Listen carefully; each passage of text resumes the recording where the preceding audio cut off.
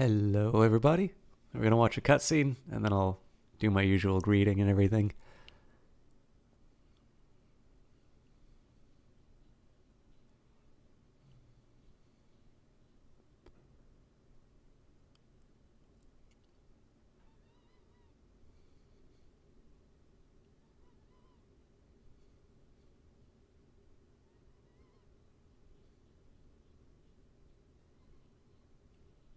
Or will we?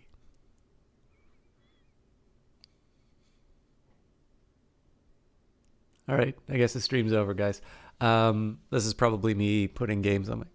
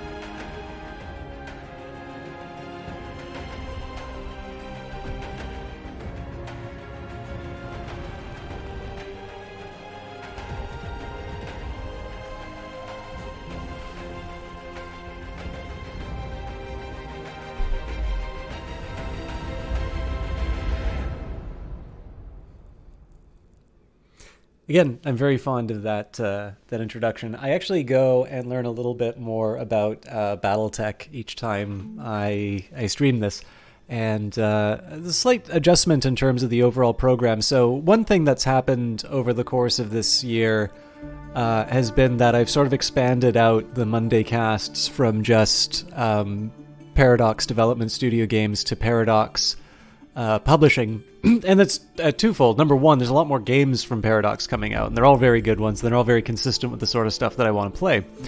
And then, of course, number two, it's nice to have a little bit of variety. So I do, of course, need to mention Heavy Metal was given by Paradox or Harebrained Schemes, or it was basically given for promotional purposes. So thank you to them for that, and of course, keep that in mind as you're watching this. I don't believe the game is on sale during the winter sale, but obviously the base game is. I believe the best sale for it is actually at paradoxplaza.com. It carries with it the added bonus that you'll be giving the developer and the publisher, because the developer is now owned by the publisher, the full cost of the game, as opposed to paying the 30% platform fee. But of course, if you want, you can still buy it on Steam. You'll be getting a Steam key if you buy it through Paradox Plaza. The game is also available on GOG, but not the Epic Store. As for me, I actually had a really rough sleep last night, and I woke up feeling rotten. And I'm actually feeling quite groggy still, and I banged my knee against something heavy. So this might be a bit of a disaster. I remember the last time I played The Darkest Dungeon under similar circumstances. I lost a lot of very good progress, but I hate it. It's twofold. I have had some casts where I think to myself, I really shouldn't be streaming today, or at the very least I should be streaming something low risk, because I really don't think I have it in me today. I really try my best to get a stream done on a regular day, Monday, Wednesday, and Friday, no matter what. And obviously, I'm doing that today as well. But Yeah, suffice to say, I'm not feeling like God's gift to streaming right now. And the thing is, though, there's a certain bias in terms of that feeling that I have too, because I've definitely had some days where I don't feel up to it, and I stream, and it's a really good one. And usually, chat is to blame for it being a good one. But it's easy to sort of focus on the negative and conveniently ignore all of the others. But we'll do our best. But we may be losing a few more mech warriors. I've got 2 days now of losing mech warriors, I believe. What else was I going to say? Obviously, so I was talking about different formats and that. The Mondays will still stay the way that they are. So that will always be a Paradox, either grand strategy or published game. And this, I need to also acknowledge, is probably going to mean that Monday is going to have a broader definition of strategy. So this will occasionally mean something like surviving Mars or surviving the aftermath, or, I mean, Battletech is still strategy. It's not grand strategy. I still have every intention of doing Stellaris and some Imperator Rome and Crusader Kings 2. Maybe Crusader Kings 3 when it comes out. We'll see how it is.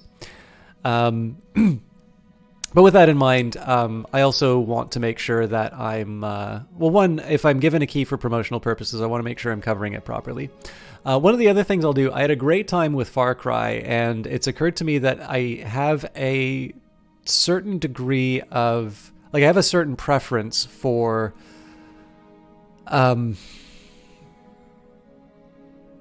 like, sticking with something to the end. Now, of course, this is what's wonderful about the Paradox games, is they almost never end. But I think for some of the stuff that I have open right now, I might make it so that Monday I get the sort of the Paradox stream in, and then Wednesday and Friday I might start focusing on one game so that I can start knocking a few things off of the list. Now, that will also mean one really big game that I want to have a proper sit down with is 6 Ages. So I'm still working on that. But I thought I was going to be able to read the manual over the holidays, but everything else kept coming up. And then, of course, I played Far Cry, so I'm also to blame for that. But 6 Ages is definitely high on the list of priorities. There's a couple of other strategy games that I want to do, a couple of other action games that I want to do as well. But for now, we're going to play Battletech. And we'll take a quick look at where we are overall. So in terms of just developments on the ship, we're putting in automation. So this is to improve our mech repair. I was actually sitting for an extended period of time without any ship upgrades happening, so that was my bad. Financial report's coming up in 14 days. We won't be going anywhere else before the financial report, but that's also fine because, of course, we've got some repairs that we need to do, and we've got plenty of money in the bank. We already covered our costs for the month. Shadowhawk and Trebuchet are going to come online, then we will land in Weldry. Of course, the hope is that maybe we can get the Jenner and the Centurion back online as well. The big thing right now is that even though we make it to Weldry, this doesn't mean that we're actually able to do the mission because Behemoth and Beefeater are out for more than a month. So we'll see where we're at once we arrive at our destination. And the one big aim is going to be to train up some of the replacement pilots. We definitely got sort of clobbered the last time that we went out. So if nothing else, we'll take the time to improve our status. The one bit of good news, of course, is that we have lots of money in the bank. So it did cost us a lot to go and take Panzer, but we did get a healthy payday from it. I should have also thought a little bit about how I was going to build my Centurion as well, because I feel like the armor's a bit late on it. All right. Automation is complete. Let's go to engineering and get that upgrade right away. So, there's a couple of things I want to keep in mind here. If I do repair and refit, so this is an appeal, +2 tech points. Mechs were not really meant to bear their own weight while being refitted with new equipment. The Argo's mech bay includes harnesses meant to hoist mechs up for easier access while refitting. You always see cables and stuff hanging down from the ceiling and think, what the hell are those for, right? Lifting and turning entire mechs. We want to get them on. we get them back online, we can lift a whole mech. I mean, honestly, I just want to see that happen. So this will make my repairs a lot faster.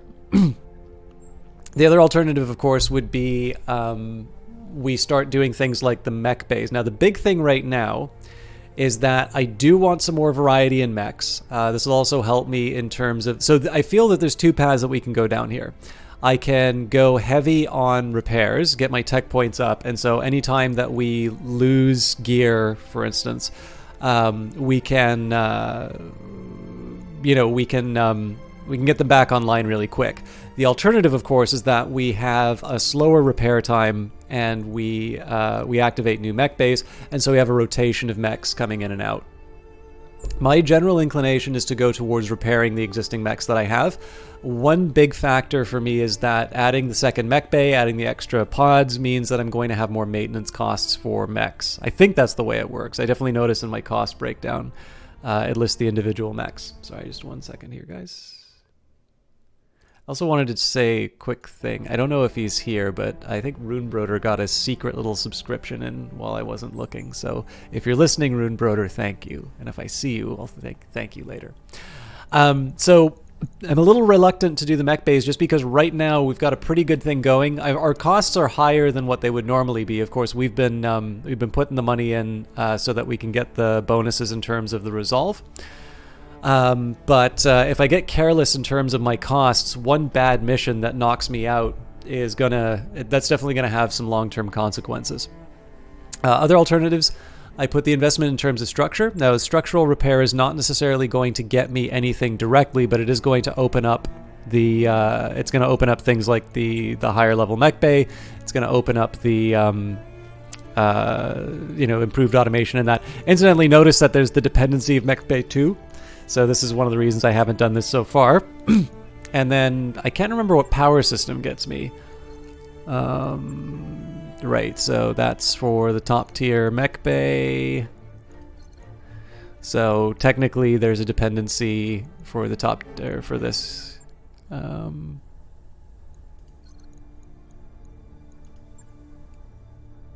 Okay, shorter travel time is nice. Yeah, honestly, I think the obvious... we've already got the med bay, so at this point I think the obvious step is to continue going down the repair and refit route. So that's going to be 20 days. We should have another mission by then. Well, actually, depending on how long it takes to heal our people, maybe not. But plus 2 tech points. All right, I'll get the team on it right away. I'm going to take a quick second here and see if Darius has anything to say. No. Commander Tion, the hero of Panzer. A pleasure as always. Is there something I can do for you? No. Until next time. So let's just sit and admire space as it goes by.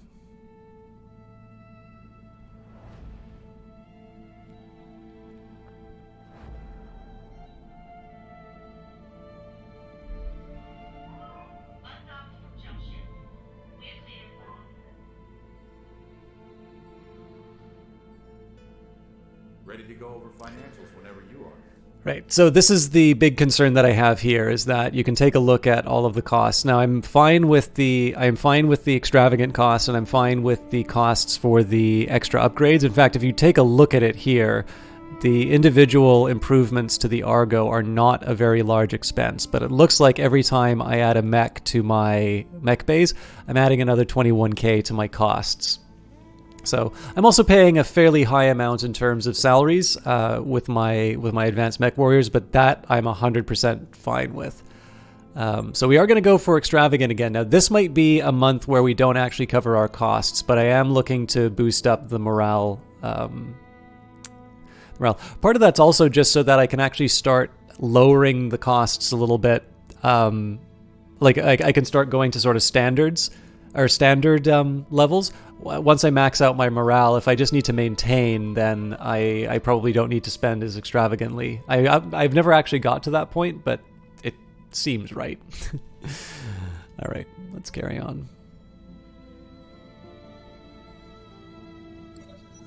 Ventilation trouble. In the daily briefing, Darius brings up the barracks climate control system. Apparently it started cycling randomly between tolerable and inside of a mech cockpit in the desert. Dr. Murad shrugs. I can replace the fan controllers again. It may not be money well spent. Something else is going on in the unimproved power conduits, but as the Argo is very old and very complicated, tracking it down has been difficult. Let's do... The 10k is not a lot to spend, so... Dr. Murad nods. Of course, one less thing to worry about right now. Replacing the fan controllers resolves the temperature issue, at least in the short term. Dr. Murad deprioritizes tracking down the problem's root cause, whatever is happening in the power system. It isn't currently causing issues, and there are other problems to solve.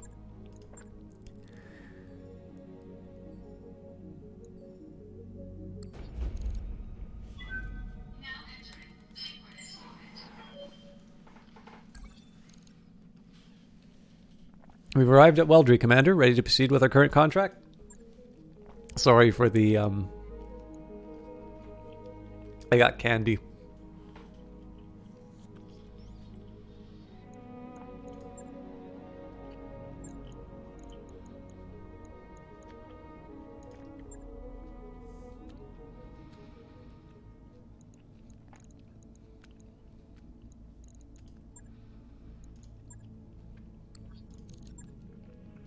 I don't actually know what contract we're on. Okay, it's a skull and a half, but we still don't have enough people for the fight. So, I need 2 bodies.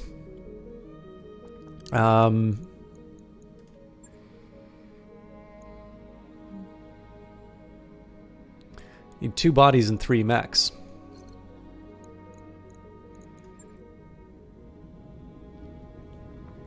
And if memory serves, I also need... Yeah, actually, we're in a tough spot. Because if memory serves, I'm also short on AC2s.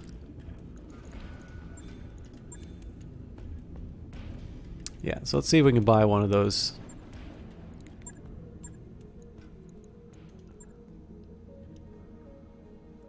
Just the ammo, huh?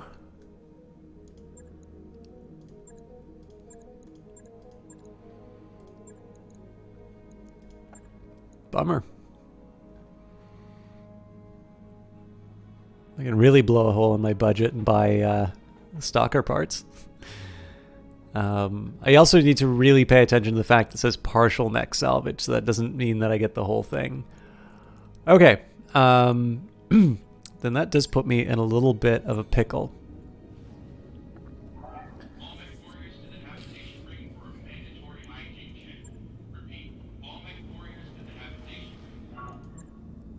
So Vindicator will come online faster. So got a Jenner in one, excuse me, a Jenner in 1 day, Vindicator in 13 days, Glitch is back in 12. So I'm gonna need to hire at least 1 more body for the mission, and we might as well get them training right away. So.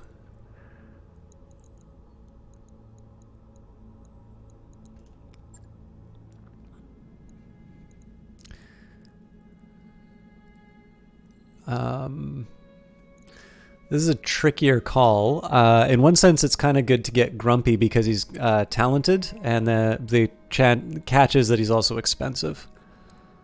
Ready to rock. Yeah, let's go for it. Grumpy's an Regan commoner. Life of a commoner is much the same throughout the periphery, where conflict and limited resources make for a hardscrabble existence with few opportunities. He's an independent trader. Jump ship fees can be prohibitively expensive for smaller merchants, and so independent merchants will often lease space above a shared dropship and split the cost of the jump ship passage among them. Entry-level corporate. The inner sphere and the periphery are run by powerful corporations as much as noble houses, and even an entry-level position in one of these interstellar firms is prestigious and rewarding. How you doing, eating snacks? This is going to be a very different game from Far Cry. By the way, how are you enjoying Far Cry 4? And I'm enjoying a strategy game called Battletech. I don't know if you've ever heard of it, but this is definitely a thing that this is a game I'm quite fond of. And then we got Smuggler. Moving illicit goods, especially technology, through the periphery is an extremely lucrative field for a merchant with few scruples and a high tolerance for danger. Restricted items are always being unearthed in centuries since the fall of the Star League. New mech warriors available. Okay, so the rationale behind doing what I've done here is that we'll put Grumpy on the. We've got Grumpy on the team now, and they're going to be in the Sims, building up some experience points along with the other guys. So before we go on the mission, we will make sure that everybody's sort of up to speed in terms of their skills. But we still have 13, 12 days before the Vindicator comes back online. Although that's actually going to get cut down because we'll have the refit harnesses. Upgrades you asked for are online, Commander. We're on our go upgrade. Refit harness is complete. So now we're up to 600,000 AC bills a month in terms of maintenance costs. That's definitely getting expensive. Of course, we keep upgrading. So now I need to figure out whether or not I'm actually a bit ahead of time in terms of my schedule for upgrades. So, the biggest advantage to me right now is the second mech bay.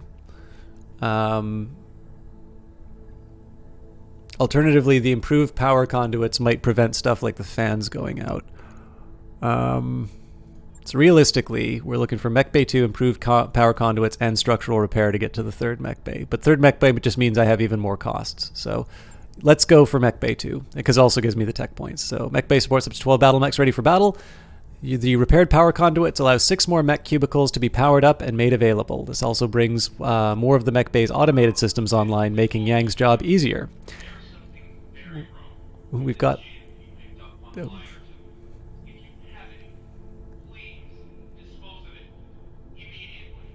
I have no idea if everybody can hear the dialogue going on in the background, but you said it's like try to survive as long as you can by upgrading and fixing stuff. Okay, neat. So would you say it's similar to number 3, or they've really improved that survival aspect, eating snacks? Okay, we've got a lot of extra space in here, Commander. It's just full of junk and pirate garbage, and half of the walls are missing. I could pull my engineers off mech duties, and we could probably get another 6 mech cubicles online. Just say the word. Roger that, Commander. I'll get the crew moving. So yeah, this one I'm a little more worried about just because of the cost of the mechs, but we'll see.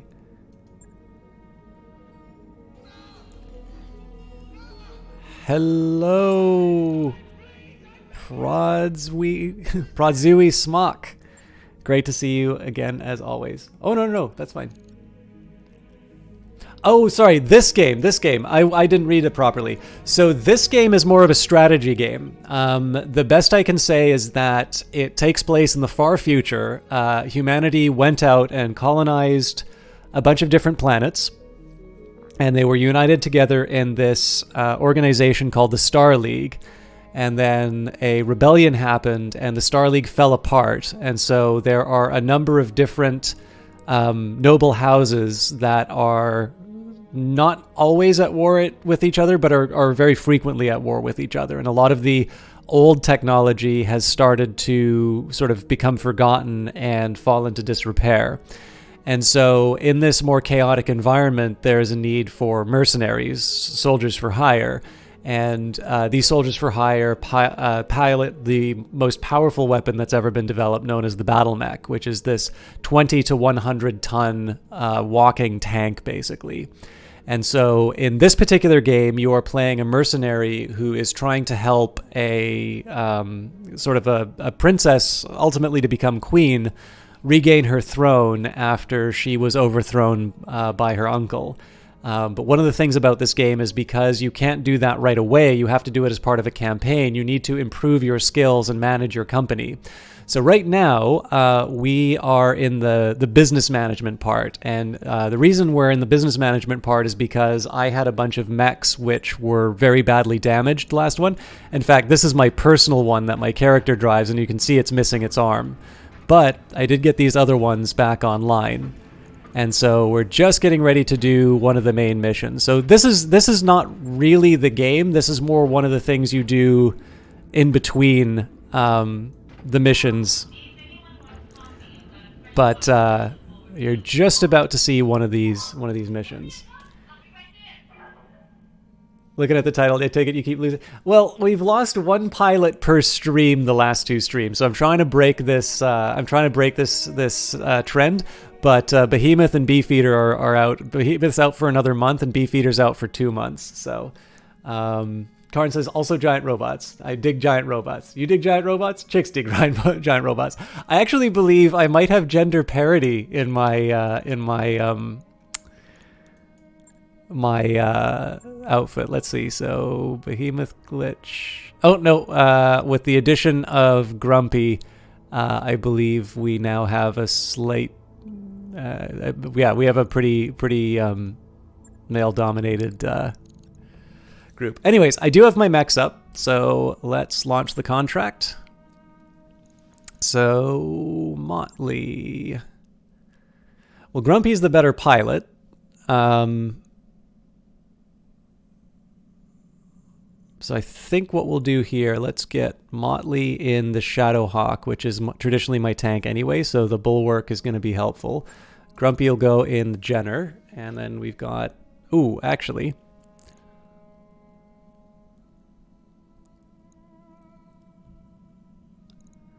Let's switch Grumpy and Zap. So Zap's going to be in the Jenner, spawning targets for Grumpy and the Trebuchet. Grumpy's got a slightly... oh no, Zap has got the better tactics. Change my mind. Alright. Oh, excellent eating snacks. Good luck on the animation.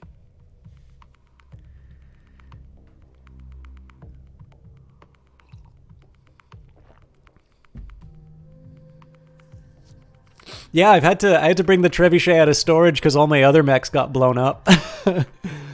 The end of last stream was just this absolutely ridiculous slugfest by the end, and the Trebuchet like just kind of came in as a hero in the last minute. I highly recommend checking out last stream if you haven't seen it.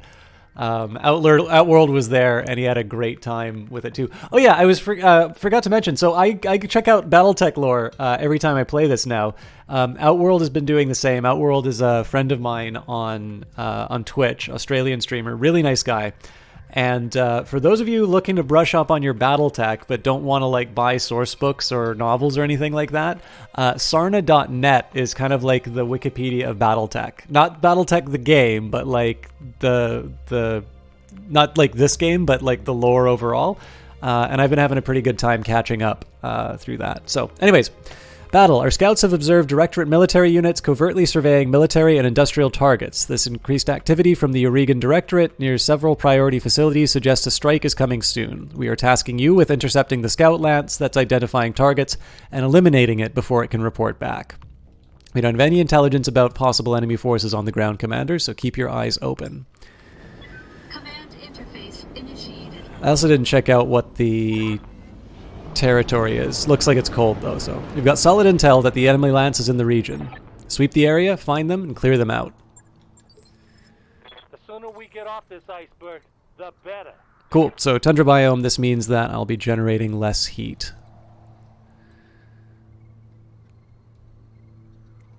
I mean, it says the... Oh, okay. They're going to have high ground advantage. Most of my guys have... Okay, actually this isn't that bad because I think most of my units have jump jets, which they'll be able to close the gap with Roger reasonably quickly. And that, the Commander. one that doesn't have jump jets is the Trebuchet, No problem. and the Trebuchet doesn't need jump jets. Rolling.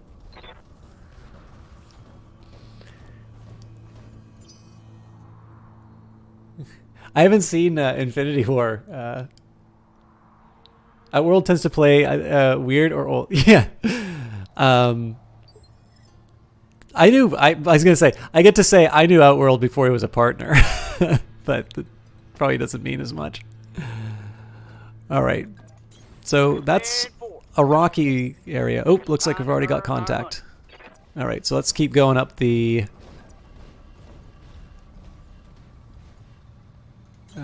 it's a spider. We should be able to do something with that. And I'm going to keep the Trebuchet in cover. Now, one thing I want to be careful about, I don't want to just waste all my missiles on a spider. Because there is a finite amount of ammo, and obviously... Oop.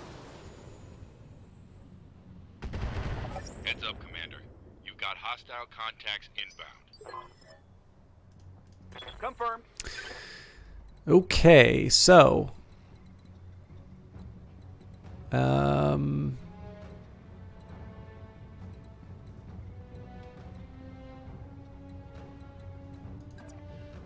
gonna keep my options open here. I'm rolling. Oh, Off-World Trading Company is such a good game. Okay, so not 100% clear on what's up there, but we do have a shot on the Spider. Spider's also on rocky ground, so I know the unfortunate thing is that they're going to be able to sort of run away immediately after this, but at the very least I can slap them around a bit. I also have enough resolve to like try and go for a weak spot. You know what? I wouldn't normally do this so early, but being able to like knock out a leg while they're on that rough ground would be a really big boon. Yeah, well. Ooh, but we did get a head.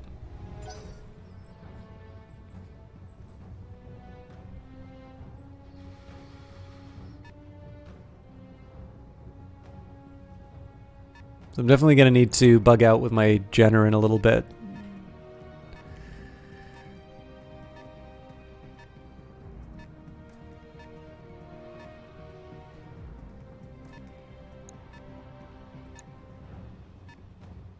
I hope this stuff's light.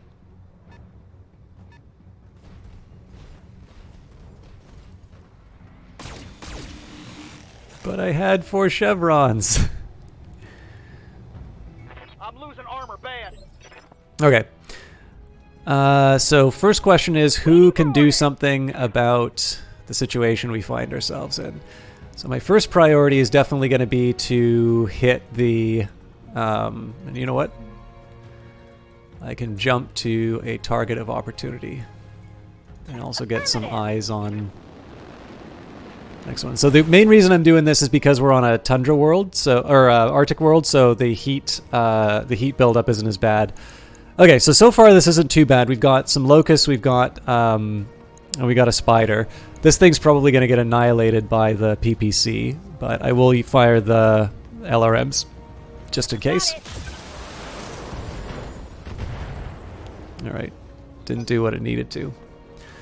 So one of my strategies here, I think, will be to try and engage in melee where I can. And this guy's got to start jumping everywhere, I think. Right here. Okay, so Motley's in the Shadowhawk. I can do a similar move to this last one. Yeah, I don't feel great about it, but it's it's going to get me into the fight a little bit faster, and again, especially with the Shadowhawk, which is supposed to be absorbing all of the damage. I want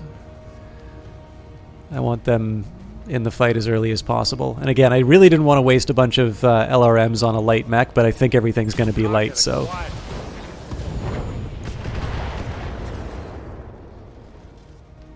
Inflicted some heavy damage.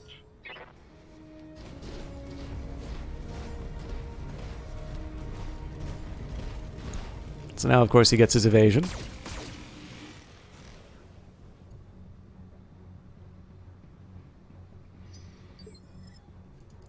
I'm here. And finally, Zap. Now, again, wouldn't normally want to be using any kind of ammo on a light, and especially one that has all of its chevrons up now.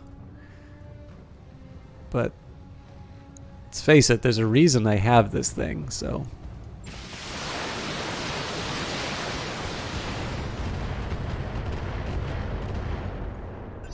yeah, not bad.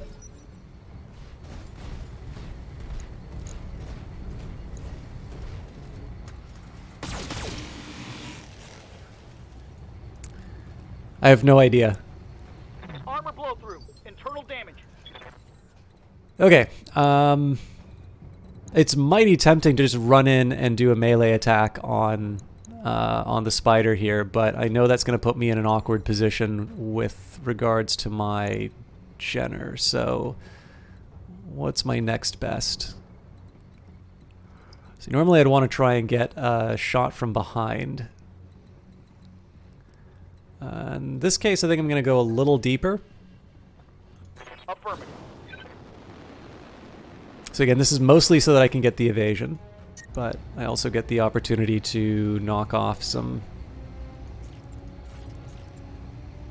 shots from behind. 10-4.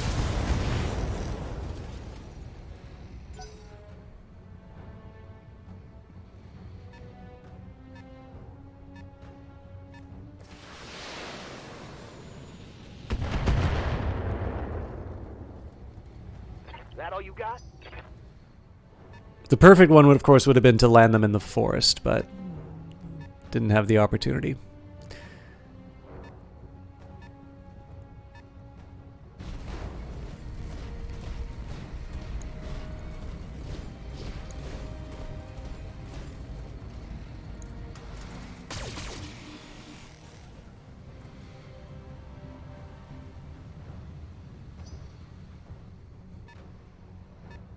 It'll be fine.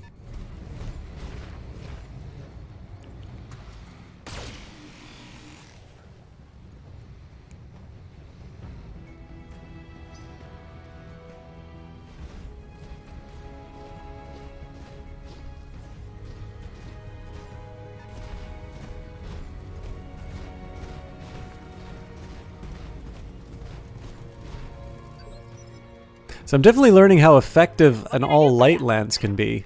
Coordinates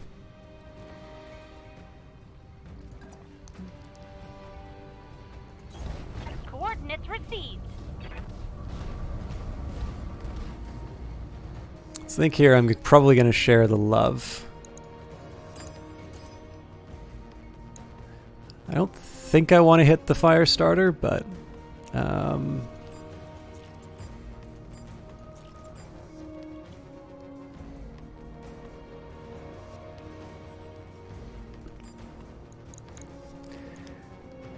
should probably just commit, but...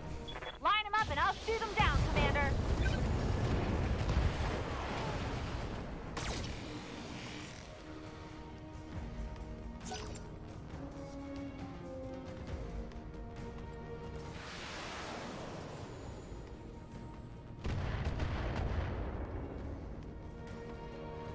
Armor breach. Internal damage. Okay, let's see what we can do with the Shadowhawk here. Not a lot of really good jumping opportunities. I bet, though, if I move up to the woods here, so I'm not going to get the advantage of like a full move, but I am going to be able to do an interesting jump next turn. And I mean, I only have the one chevron of evasion, but again, I do get a pretty substantial defensive bonus for this move, and I think we'll just open up on the locust here. You're fine.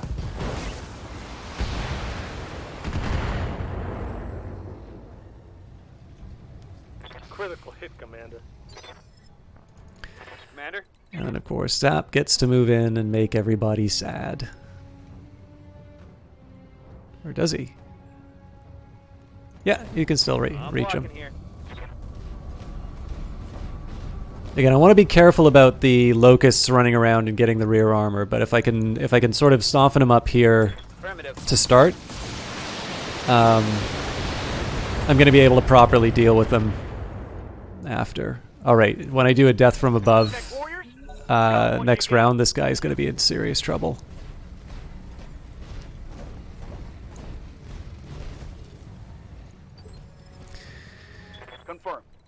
Okay, so priority number one is to keep this guy safe. That's going to mean maximizing the jumps.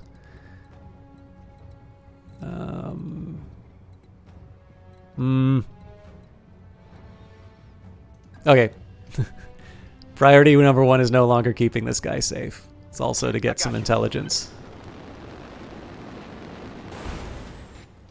What are we looking at here? Firestarter, Jenner, and a Locust.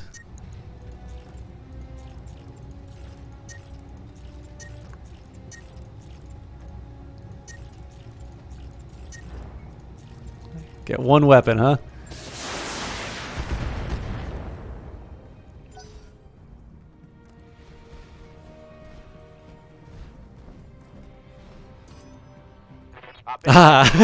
Sensor lock is going to make life interesting. But it's probably going to buy my trebuchet some breathing space. Well, Got a weapon out. can't say I wasn't warned.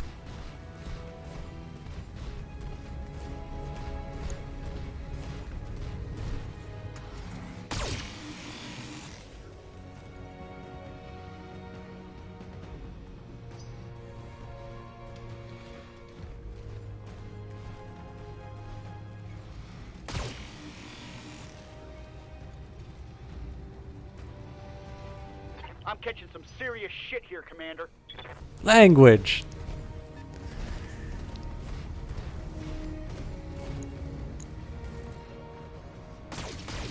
Man, they really want that guy. I mean, it's not bad. He's definitely the most expendable out of the crew, but... Okay, first of all, can Motley... No, Motley can't quite do the magic.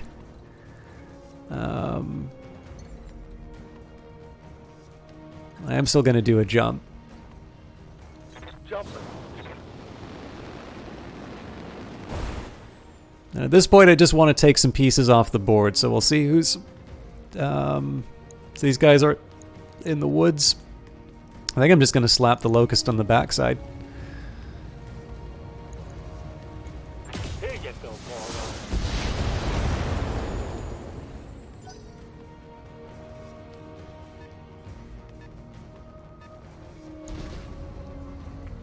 Oh, okay, so there is a...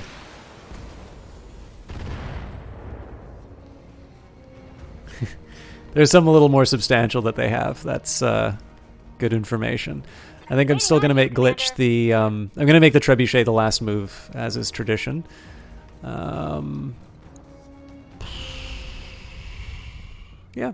she can spread the love again. Especially because that breaching shot's going to help out. Okay, so... Let's breach the Jenner with the PPC. There's a locust. And we probably need to... Oh, not the fire starter. Get out of there.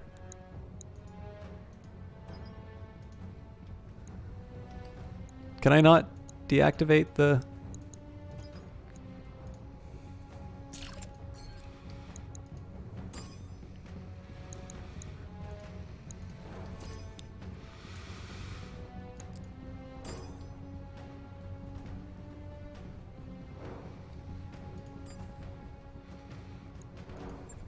Got it.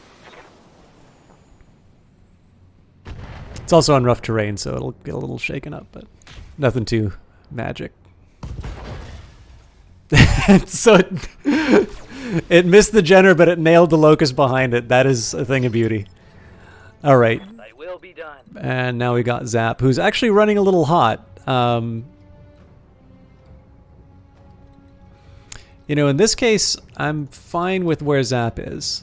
So the real question is, do I want to try and rain down some pain on this locust, or do I want to get started on the Vindicator? And actually, in this case, I think the Vindicator is the right call. Part of this is just about building up some instability.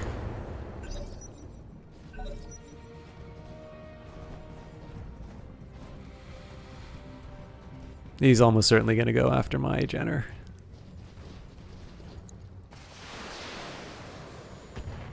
You can do it. Yeah. Internal structure damaged. So what's he looking at? 29 left on his leg. Oh, he'll be fine. Okay. Do want to keep him in the woods though, so we'll prepare ourselves for the next round. Copy that. This of course means that all of my other mechs are now going to become a target, but... Oh, you know what? I probably could have used a sensor lock with him. That was careless.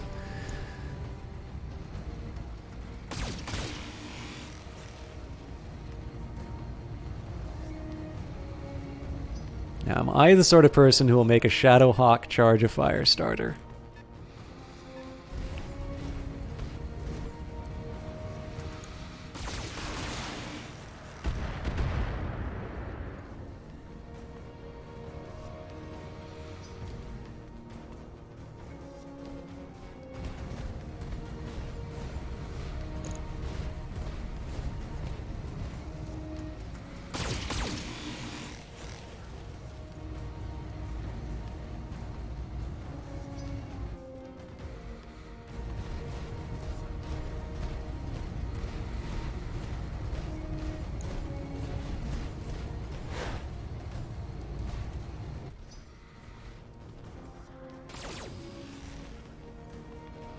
Well, I won't fault this guy for bravery. Okay, so first up, Yes, Commander. Motley is gonna punch the locust here. Actually, it might be better just to target the legs. Nah, I'm there. we'll go for the good old-fashioned heave-ho.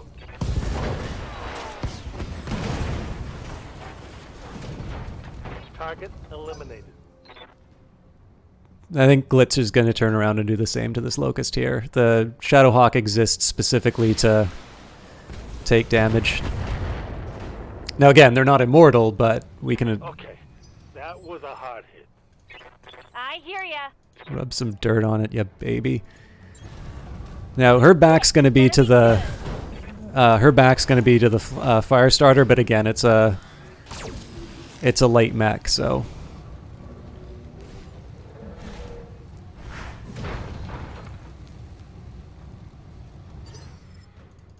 Yes, Commander.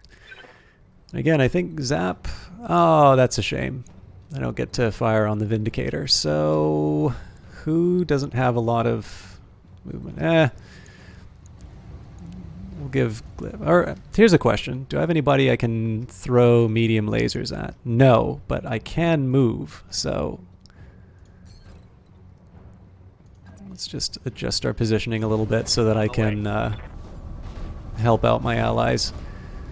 If I can't lob LRMs at the Vindicator, at the very least I can mop up this Locust. So it's sitting on 17 armor, 30 structure, or yeah, so we're gonna go for the middle. And how are we? I probably shouldn't be wasting these LRM, or yeah, actually. That is not a lot. So we're doing 75 to, it may not be able to finish the job, but Got it, Commander. yeah, that's definitely not finishing the job. Take that. Does give him a round to cool off though and start alpha striking when we really need it.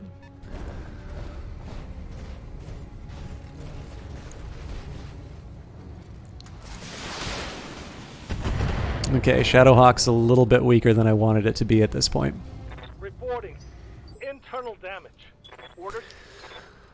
Okay, so let's see if we can get Grumpy to do some nasty things to our enemies. Here I'm definitely looking to get a little bit of an edge on the fire starter. Okay, we don't go over for that, and you know what? We've got more than enough resolve, so let's... Oh, you know what? Okay, I don't have enough to... Yeah. So we'll go straight to the middle. Here we go.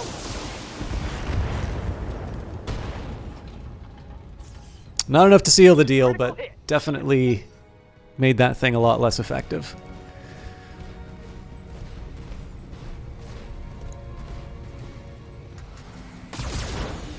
Alright, I just lost something important. That shot got past my armor. So much for the whole preserve the mechs approach.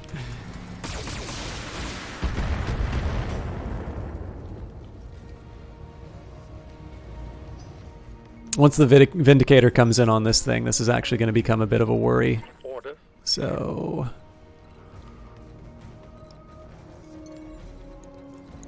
regrettably, I cannot death from above anyone from here. So there is a small argument to doing a melee attack here to take off the piece, or take the piece off the board, and yeah, that's loser talk.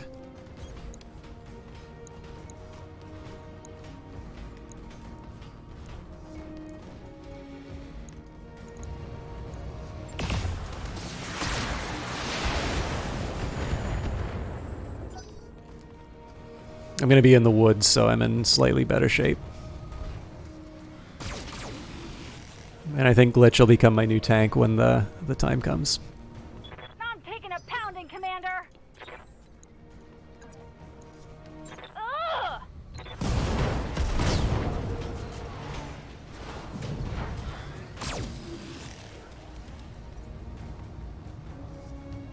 Enemy down.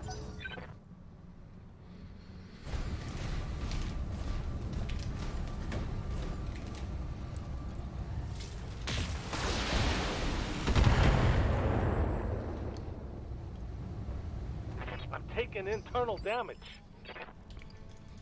I'm receiving you. Okay. So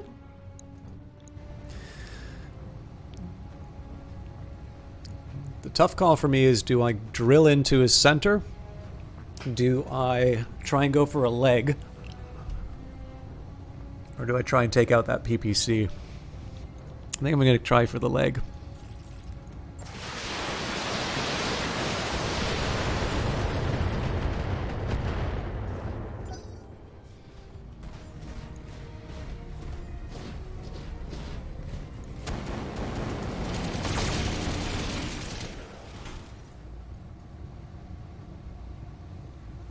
Reporting structural damage. Yep. And that's after I took out one of his flamers. Okay, so the big danger here is I overextend with my Jenner here. I gotta keep him in the fight though, otherwise we're already at a numerical disadvantage and he can get a good hit on the back. So we might be able to seal the deal on this guy. I'm on him. Cool. Target down. So he can start being a scout again.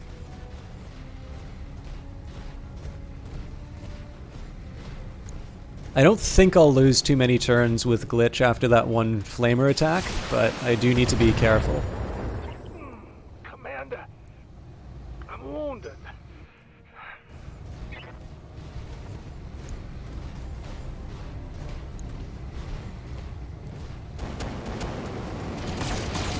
These machine guns are really dangerous on the Shadowhawk here. Oh, Commander, I'm hit. Ah.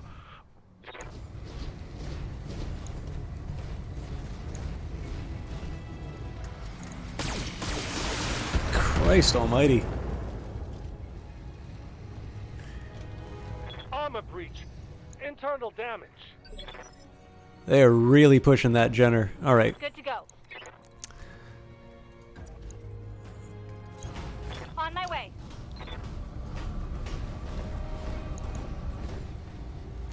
So if I can, I want to prioritize the Vindicator.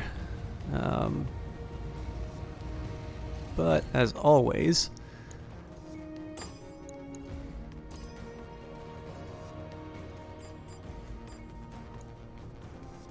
Here we go.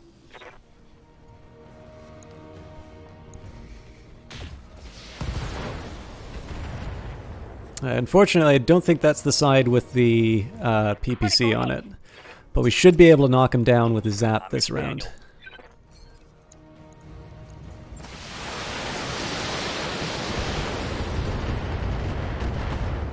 Nice. Solid connection on that one.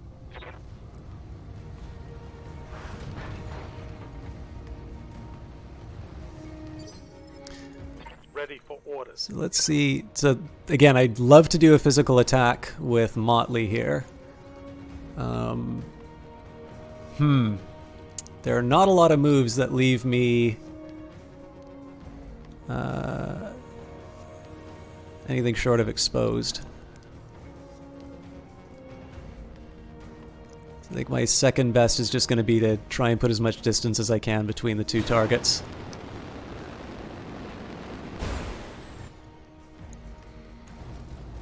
And yeah, the center is clearly the target. That is a shame we didn't take that one out. We still get more called shots though, so I'm not too worried. Oh, we did take out the PPC. Okay, we're in this.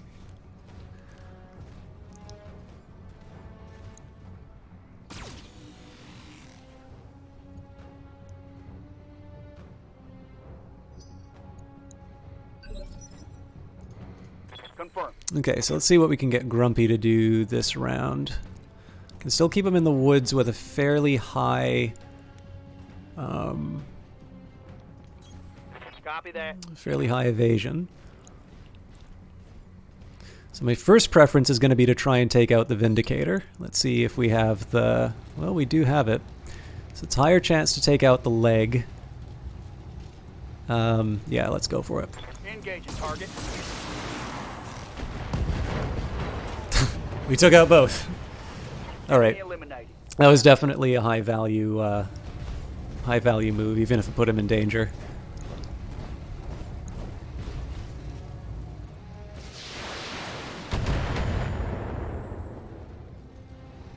Armor holding. So of course the nice thing here is that the trebuchet is going to be able to cause a lot of misery on everybody on the inside here. Oh, that's a smart move.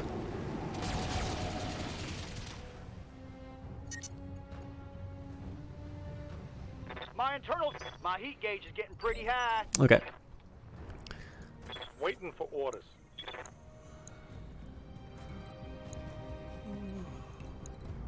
So this is the physical attack that lets me stay in cover. Position confirmed. Engage.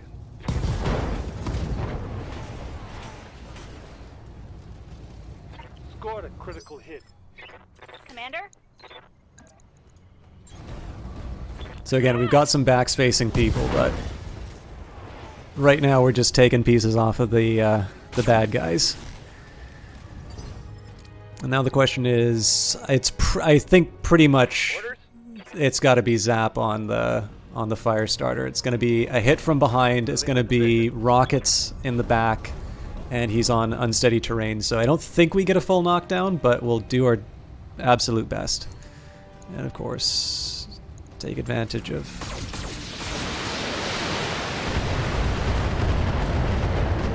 That's a thing of beauty. Look at that stability.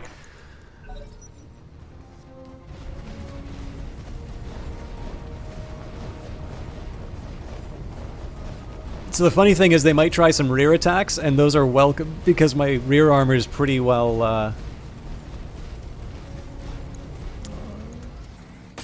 my armor is actually pretty good on the back. Damage is minor, Commander. Cool. Orders. So the question is, do I want to risk Grumpy? I don't think I have the heart to do it. I want to so much, but I'm going to do the second best. It's not my... Yeah, what's the furthest I can run and still do some damage? Okay. Lifting off. I'm hoping I can still fire the SRM after him. Nah, I still cook myself.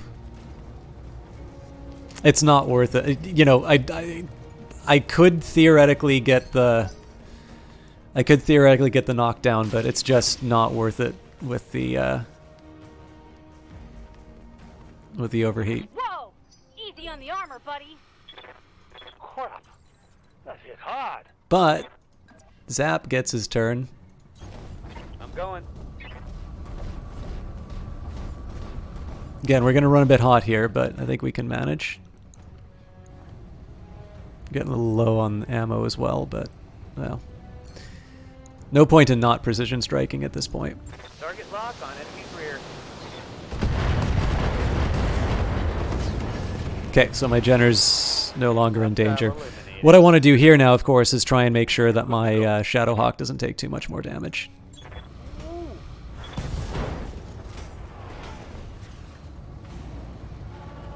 Okay, that's a welcome knockdown.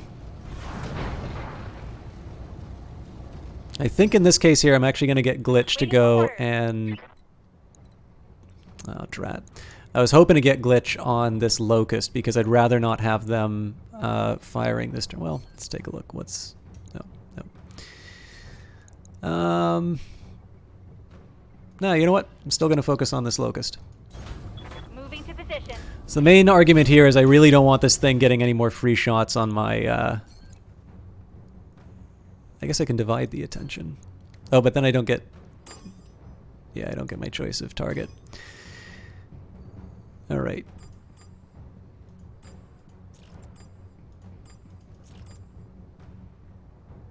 Yeah, why not? Got it.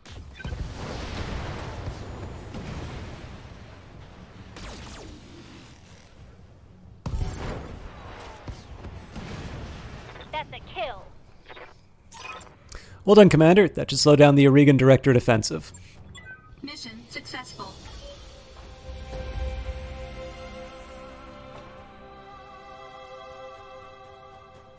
All right, so obviously we took more damage than I wanted on that, but that didn't turn out as bad as I thought it might. We are going to have some people in the med bay for a while, though, so... covers our monthly costs, though. That was one of the key hopes. We're probably going to give most of that back in the form of repairs. And the one drawback is that I was really hoping we might be able to pick up an AC2, but I don't think that's going to be happening.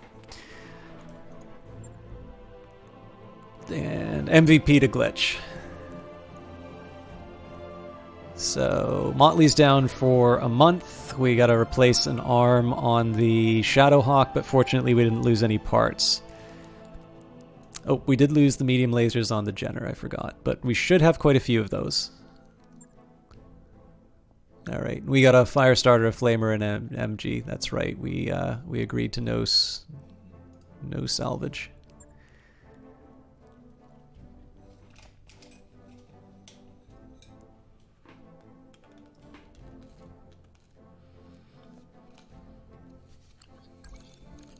We're going to need to do some mech repairs before our next contract, boss. Can't go into combat like this. See me in the mech bay when you're ready.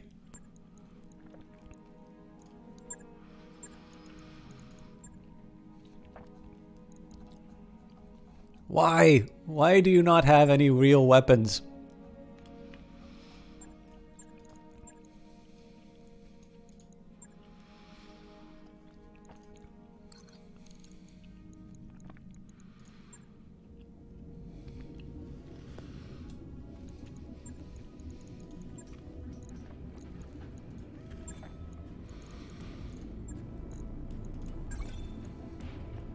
Mech is too badly damaged to... Okay.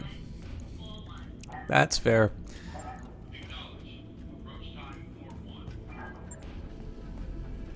So, regular repairs across the board. Now replacements. Yeah, we got more than a few medium lasers. We'll be okay.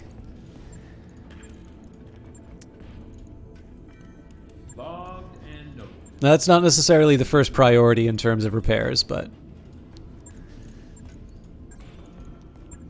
Okay, actually, honestly, the repair bill is not as bad as I thought it would be. Let's just knock this up so that we get...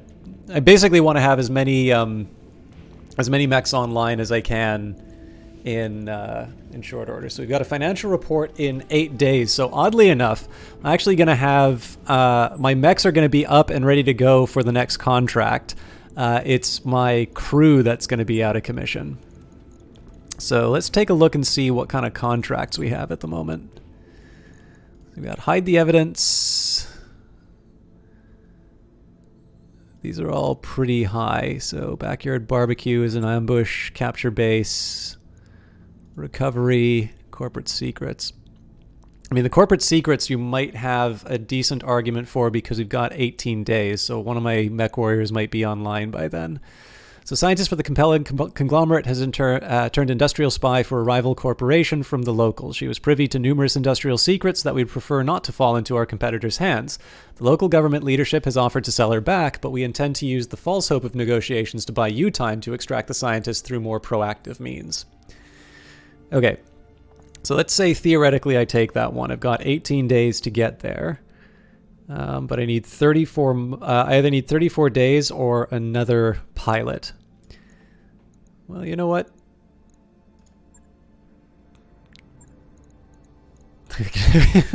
I'll hire a cheap one.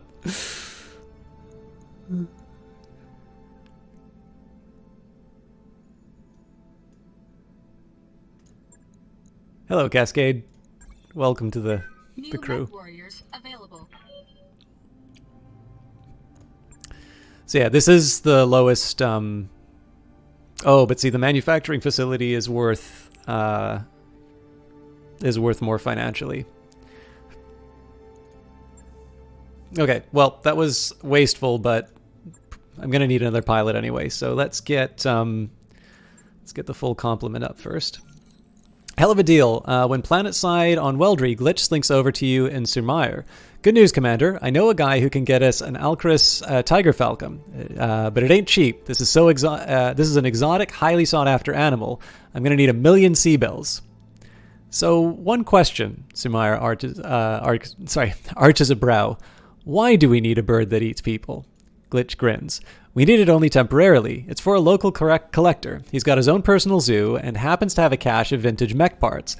I can get you those parts, and all I need are some extra hands. Grumpy will do, and the funds to buy the bird. Then I can trade it to the eccentric billionaire. You'll be getting a hell of a deal on these pristine parts. This is a bad idea even by our standards, Samara narrows her eyes. You're not taking the scheme seriously, are you, Commander? What else am I going to do with them? This is so risky, but I actually want to try it. So,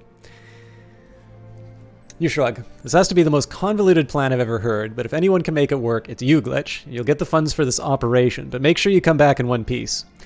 Aye, aye, Commander. This ain't my first illicit animal deal. Samira rolls her eyes as Glitch departs with a wink. Hours later, you're inspecting the Leopard. A cargo ship approaches the landing pad. Sumire patches into the ship's hail. Special delivery, Commander. Glitch's voice crackles over the comms. We got free shipping included. That Tiger Falcon was worth more than I thought. We made some new friends too, Grumpy says. Say the word and I'll acquire whatever you need. Why don't you tell me about your new friends once you land, you signal to Sumire, and she opens the Leopard's bay doors. The cargo ship lands nearby, and the mech warriors jump out, proudly revealing the gleaming mech parts inside. Okay, so hopefully I get something.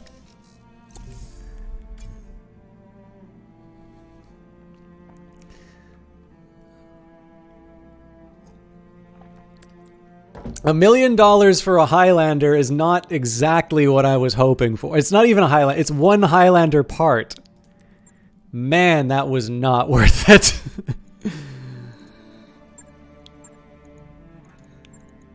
Please, I just want to buy an autocannon.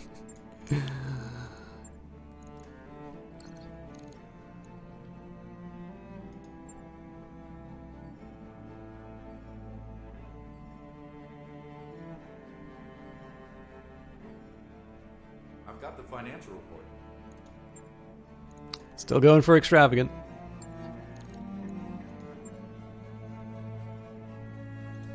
Okay. Hello, the Eyes of Sin. I'm very happy to see you as always. How you doing? I'm making terrible financial decisions.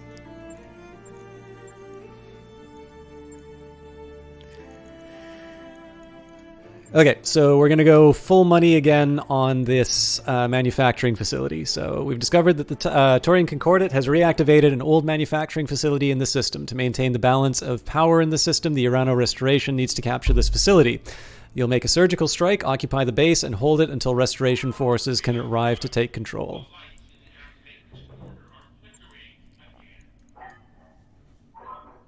So I would love to do like a split like this, but I really do need to make sure I have the cash in hand. So we've come a long way together, old friend, but I fear I have another favor to ask of you. Our fortunes are married together. Aid us, and we will aid you, as it's always been. We would not ask this of a lesser ally.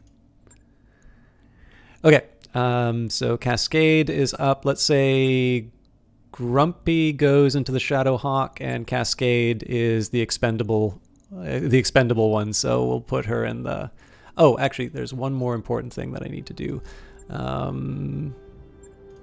Okay, Beefeater doesn't have enough experience. Behemoth doesn't. Yes, Cascade just joined. Waiting for orders. Glitch is short. Yup. Grumpy. Grumpy's my all-arounder. Training complete. Standing by. And Zap. I think I'm going to do the same thing with Zap. We'll give him, Training confirmed, Commander. make him an all-rounder.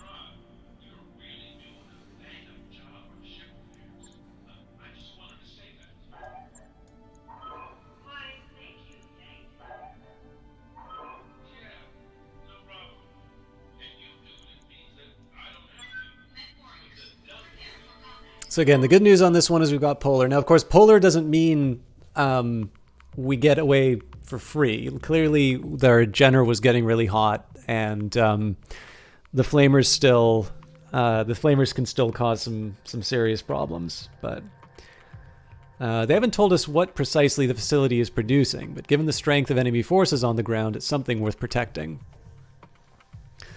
So, seeing as it's a capture the base one, there might be an argument for me holding back with the trebuchet and engaging at range. That's also pretty appealing given the fact that I do want to do another job shortly after to try and get a little bit more treasure. Manufacturing facility is just ahead, Commander. Before we start our attack, we should recon the facility's defenses from a defensible position. Once that's done, move in and capture the base. Good luck, Commander. The cold might help with our heat dispersal.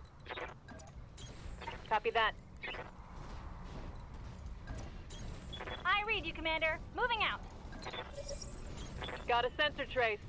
Okay, let's keep the trebuchet back.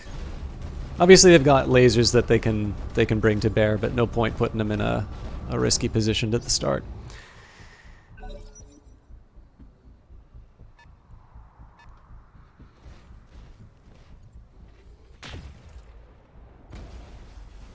I am completely fine holding Cascade back. So I want to see where they move.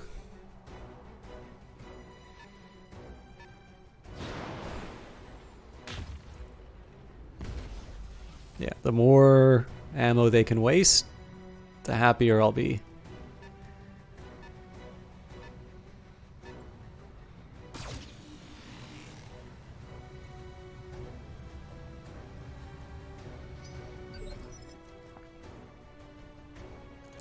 Aye, aye. I was really hoping I could just do this ballsy, like, leap. Leap into the woods.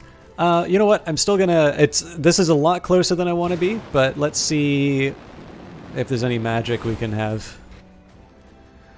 Okay, so we've got another Jenner, Panther, and... Okay, 2 Panthers and a Jenner. This one will... Firing a full salvo. give it a proper welcome.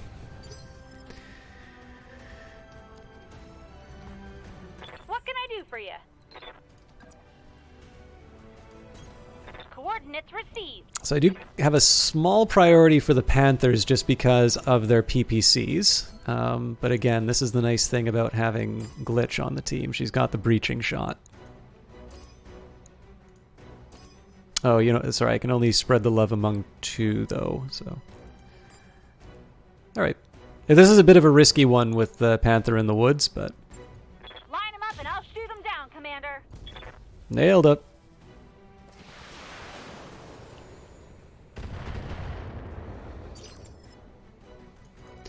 Skipper. Alright, so Grumpy I do want to get in range. Affirmative. I think I'm going to make him walk, though. So I'm a little worried about the fact that they're going to get their armor worn down by some lights at the start. Because, again, we still have a base that we need to take out. But in this case, let's just focus down on this Panther. And I always need to remember to take advantage of my precision strikes. Do I go for the hero shot to the head? Or do I... Let's just go. Won't do anything fancy. Standing by.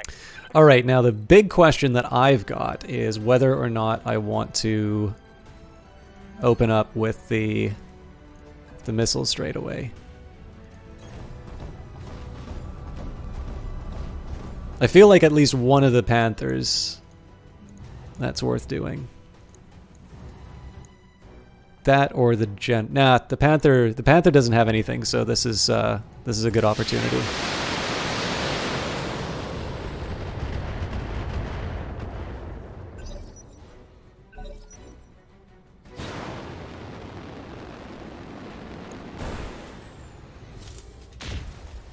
And they really want that Jenner. Yes, Commander. So, the question is, how ballsy do I feel? Pretty ballsy. That's going to be 2 units that get attacks on her.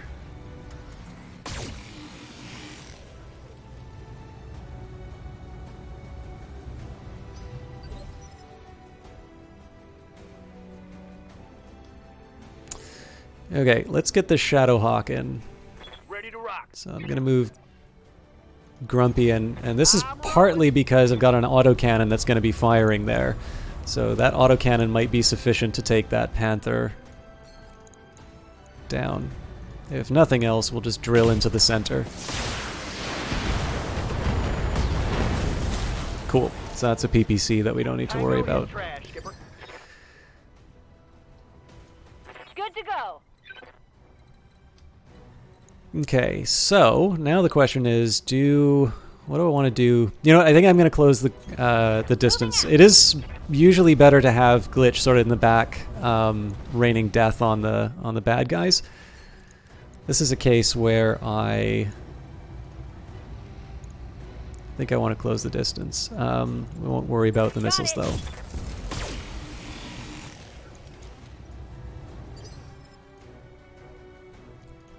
Yes, Commander. You know what? I'm going to take Cascade. Oh. We'll go. This is a little bit of a riskier move because I'm not getting the full move advantage from Cascade here. But this is partly just so that I can knock down a Chevron on the bad guys. Roger that. Now, only one laser is necessary for knocking down Chevrons. I did also want to do some damage there, but... Orders? Okay, we're doing okay for ammo, so... then the question is, I might want to get closer just so I can start firing some lasers as well. Again, if I can save this trebuchet, if I can save the bulk of the trebuchet's attacks for more worthy targets, that's probably the better move. Locked on target. Okay, well, something hit in the middle. That's not the PPC side, though, I don't think. I think things are going swimmingly. Don't you?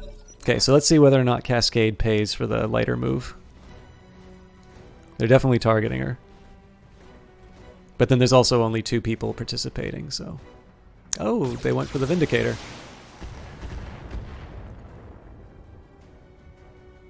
Well, that's great news because I might be able to... Awaiting orders. So Cascade gets to come in and do a physical attack. Moving to position. The Starleague era manufacturing facility, alright. No wonder the Arana Restoration wants it so bad. Be careful of reinforcements. We're getting intel that there are additional enemy forces rallying to the facility.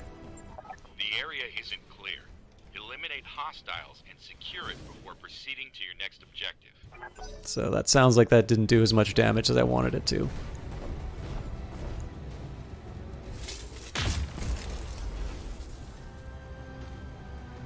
Well, I know what Glitch is doing. Waiting for orders. On my way.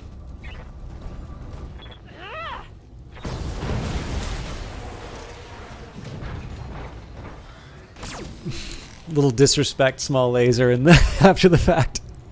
Enemy down. Alright. Confirmed. And then, of course, because melee attacks are awesome, we're just going to beat the crap out of everything for the rest of the day.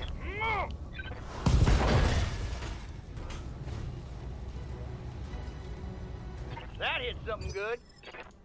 Commander?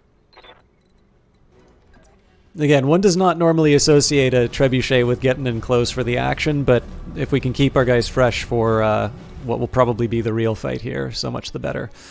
I think I'm going to try and save the resolve. I may wind up paying for it, but...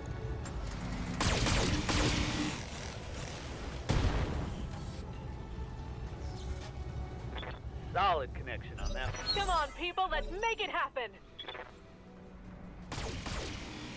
Okay, well, that's the first damage the Jenner took after definitely doing some Barely hit, Commander. pretty reckless stuff with them, so... Standing by. Moving out.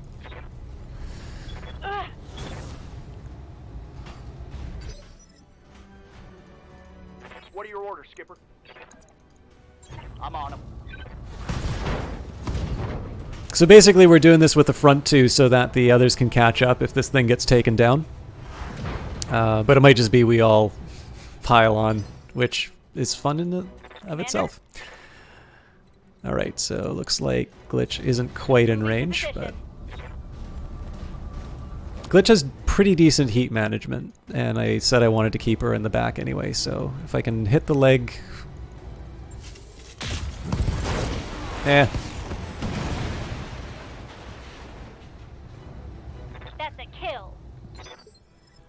Okay, so again, the game is giving every indication that there's going to be reinforcements. I am going to move the Confirmed. Jenner up pretty aggressively.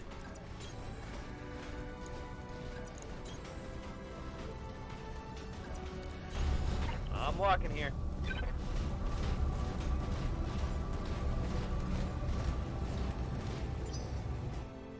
I'm picking up a new sensor trace.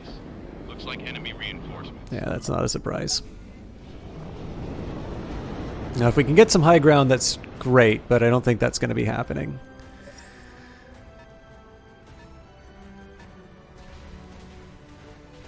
Okay, that's a fire starter on fire. That's a lot of... that's definitely a lot of evasion, though, so...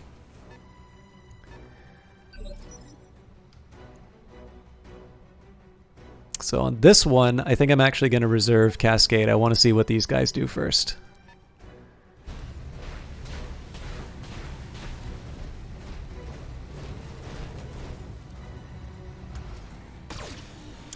I'm quite fine with reserving in a case like this because it means that they get to make their moves. They'd already done a full sprint, so I wasn't going to have any situation where their chevrons were going to be any lower. Obviously, a couple of people are taking some damage, but I had all my sprint chevrons as well. So in this case, I don't actually want to see what this tank does. So now... Let's see, Grumpy, it's not quite in physical attack range. Yeah,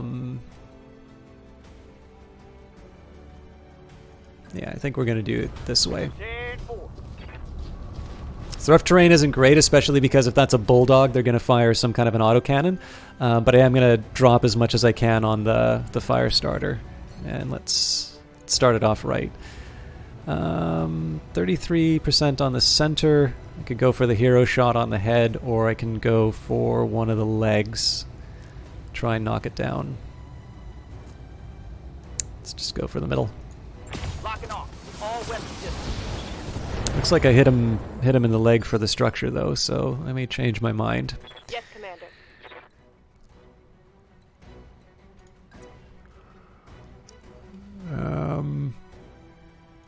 So normally I wouldn't do such a weak move here with the Jenner. The whole point of these things is the speed, but seeing as the leg's exposed... Let's see how you like this.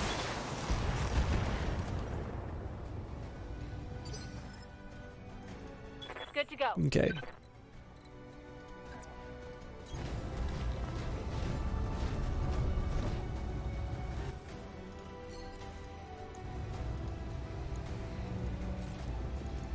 Roger that.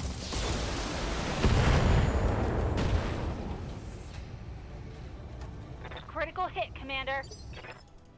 I'm ready. And we'll get Zap into the trees and then... Acknowledge. So again, unfortunately I didn't get to knock the fire starter down, but the threat is pretty much gone.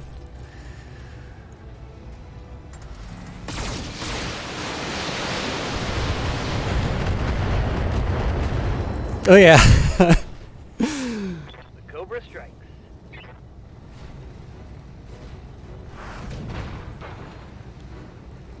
So we'll see what the tank does, but... Oh, 2 tanks. I've been sensor locked.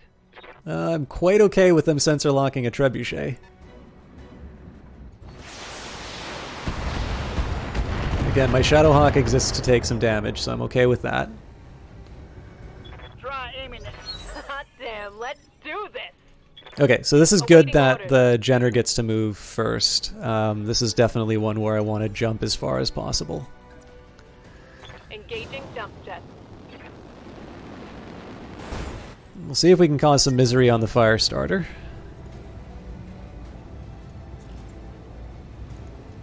Taking the shot. Yeah, just a little. I don't think there's anything left. Hope we can salvage that. Alright, that's fairly clever on the Locust part, because it's going to mean all my guys wind up chasing it.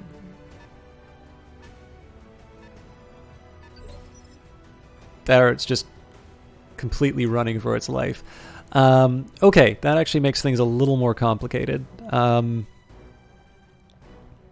Well, no, that's fine, actually. I'll just get the Jenner to run him down. So let's get the Shadowhawk to... Confirm. Shadowhawk's going to move up. First of all, they got to be in the trees because that'll give them their 40% damage reduction. And here, I think the Striker is the better call because it's exposed and it has less evasion. Fun time.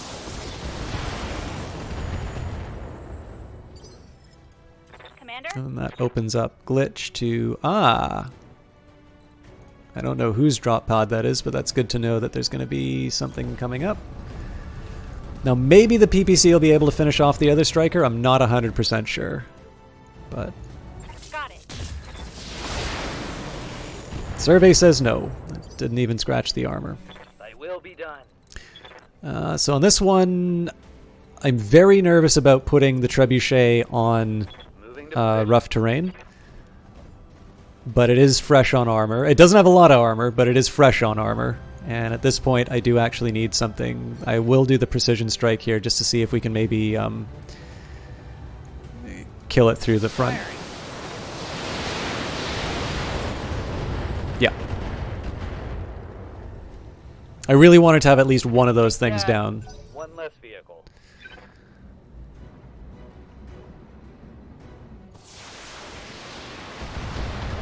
Oh, that's 20%. Okay, I misunderstood. No retreat.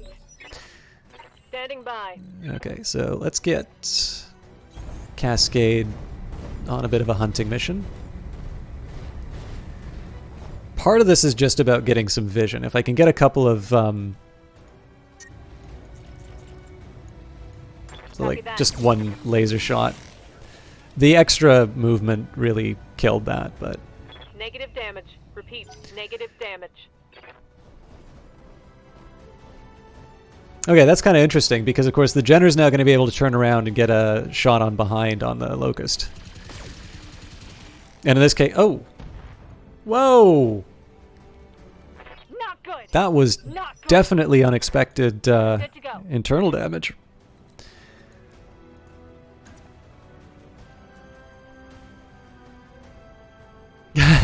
Is it a computer thing, or is it just some difficulty getting your ideas and eating snacks? Okay, so again, I don't want to get hit by the drop pod, but I can definitely get some melee in on that Locust.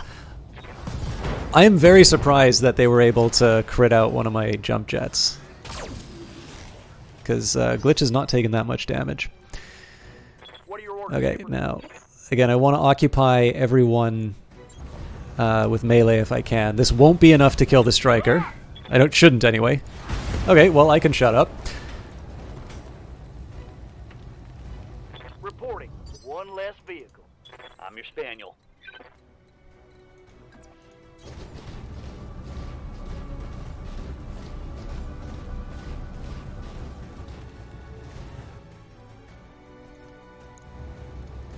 We'll let the LRMs cool down for a little bit. There's no point in...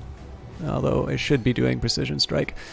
Taking out the legs on a light is usually the best. I'm doubtful that I can get that. Well, honestly, it's the best shot, so let's give it a try. Engaging target.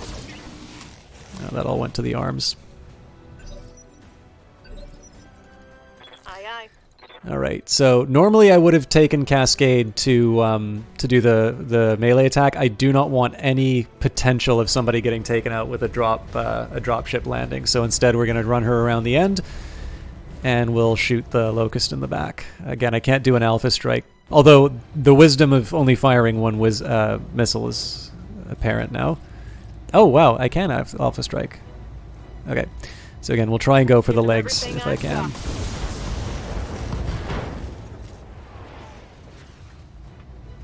It's a start. Waiting for orders. Ugh!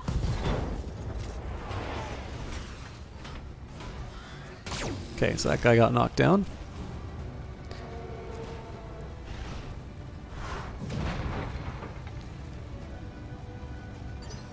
So presumably Grumpy can come in and finish the job.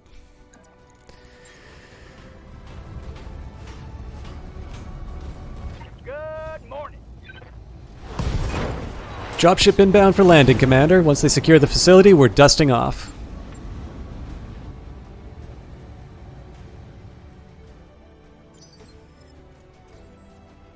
So, of course, now we know why... Oh, okay. Apparently I cannot move with the location of the, the dropship.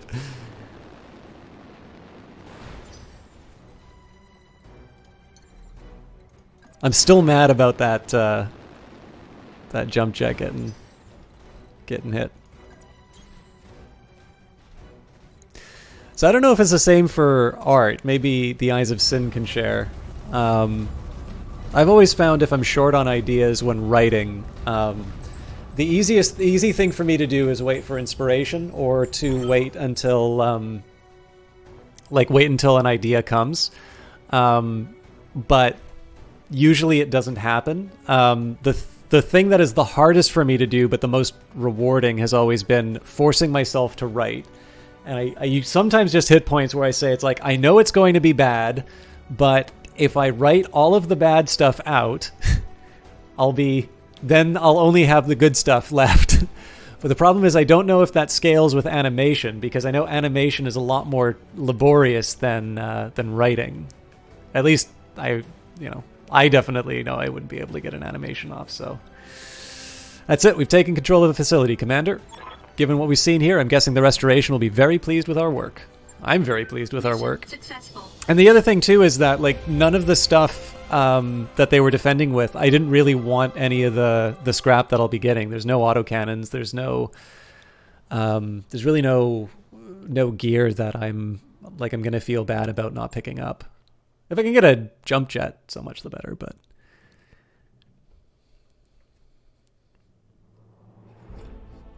All right. Excellent work, Commander. I was right to put my faith in you. You are a critical part of the restoration effort. So 768,350 C-bills. A little bit of damage on the Vindicator, but nothing to get too upset about.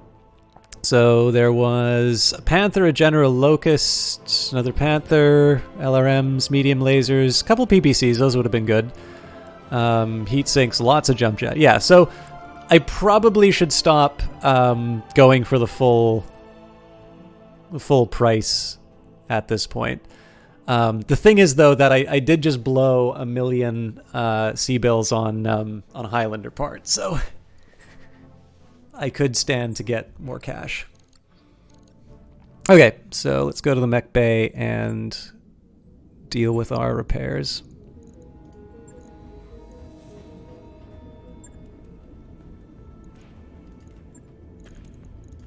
So we got 42 jump jets. So other than the fact that I'm sad to lose the 42, that's 1,000 for the replacement. That's definitely not going to break the bank. 13 days for the Centurion to come online, so we're pretty much ready to do another contract right away. But then the question is, what do we have available? Because I don't want anything too hard. Backyard Barbecue is 2 skulls, but the alternative is Corporate Secrets, which is 1.5 skulls. So what are we looking at here? Ambush a convoy. We maintain a very accurate registry of all military convoys on the planet. Recently, an analyst spotted something odd, a convoy that wasn't accounted for anywhere in our records. It's been regularly traveling along one of our standard logistical routes and using our logistical comms, which is how it evaded detection for so long. Our signals intercepts tell us they're Taurian drivers, so we have to assume that they're smuggling right in our own backyard. We don't want to spook them with our own military comm chatter. We need an independent force to intercept and destroy them. Okay, I'm cautiously optimistic about that one. Again, this isn't my optimal loadout. I want at least the Centurion or the Blackjack in the group, but I'd rather be making money than sitting around waiting. So What's awaiting orders? Cascade, let's get Cascade up to standard. Training confirmed, Commander. What can I do for you? Okay, I think I'm still going to push hard on getting Glitch to top level gunnery. Yep. Grumpy, if I want, I can get them their next level. Okay, so this is... See, the challenge I have now is that I've well and truly, like, redesigned my mercenary outfit, so I haven't actually put any thought into how I want everyone to behave. So question number 1 is, do I have anybody on sensors? I do have Zap on sensors. But Grumpy usually pilots the Shadowhawk, so let's give him Bulwark. Training complete. Zap. I'm receiving you. Okay, Zap.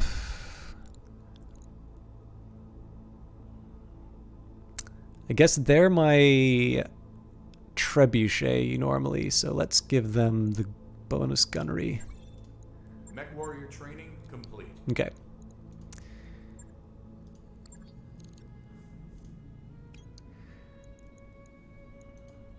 And we are ready for the backyard barbecue. So this one... Do I want the extra 4 salvage? Oh, actually, first thing. I'm going to assume that I don't have ACs, but I am going to check each time. Yep, just AC ammo.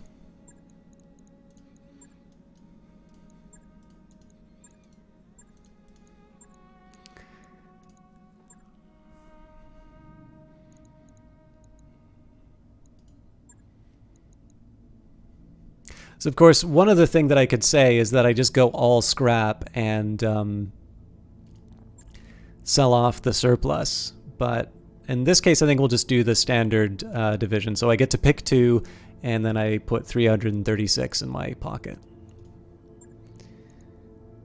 And everyone is where they should be, including 3 people in the med bay. All right.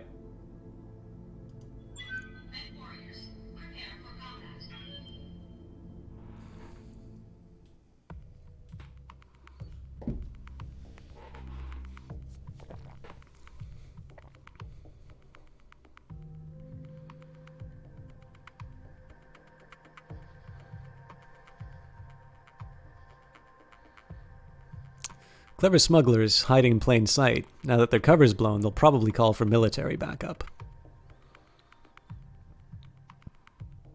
So destroy the supply convoy and escape, and then destroy the convoy guards as a secondary objective.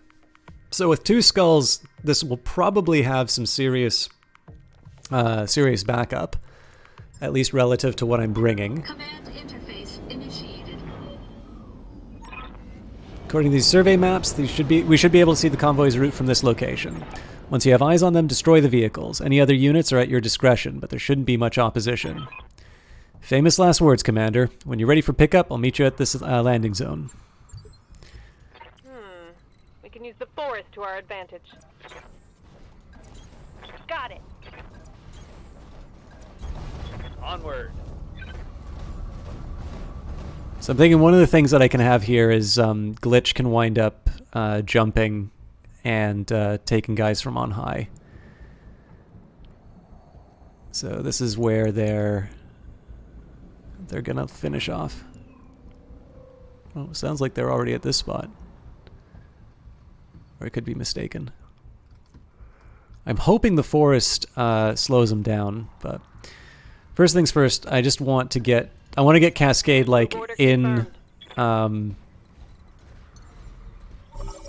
target on screen, Commander. Okay, great. This time I'm going to use jump jets for Glitch, even if it generates heat. I want to get as close as possible. Grumpy, let's take a look at where you can go. You can head up there on your own, or yeah, jump jets aren't going to do anything. So I will keep them in the forest just because the bonus on armor is a pretty desirable one.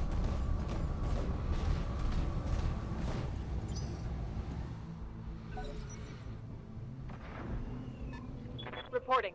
Enemy contact. Okay, so this is going to be another one of these cases where I keep Cascade in reserve, and we'll see what the enemy does. So there's 3 mechs for the escort, which is not great. Oh, 4 mechs for the escort. So maybe I'll have like 1 dedicated mech for the for the vehicles. I'm going to reserve...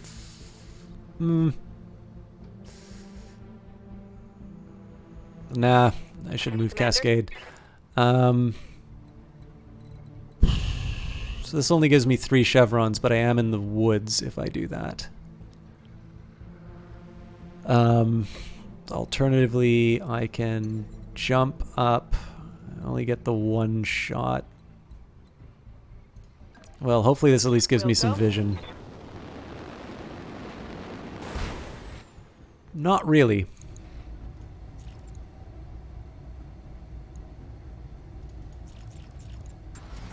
So that's just getting the chevron down. What the hell? That was kind of a weak move. I should have got vision on everything else. Wolverine's gonna be a dramatic encounter. Okay, let's say Grumpy's up. We're gonna get him to take out the legs on that Wolverine.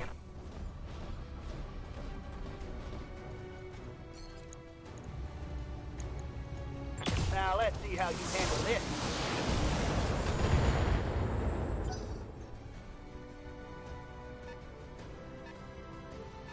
So again, we do want to keep the eye on the prize with the convoy, but in this case here, I do want to try and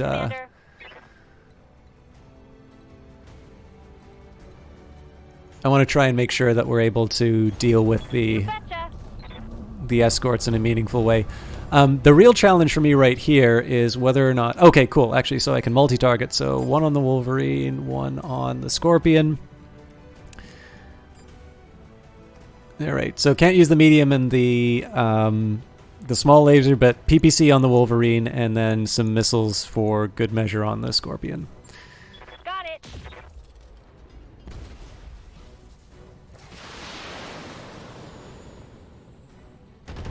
Primary target is taking damage. Now the real question is whether or not I want to use my missile boat on the Wolverine or the... Okay, a little damage, but nothing too scary. So yeah, this guy's definitely have some backup.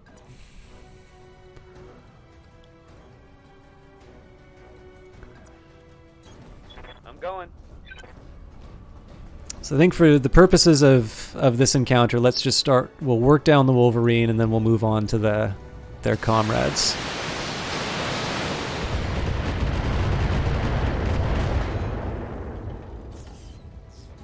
Take that.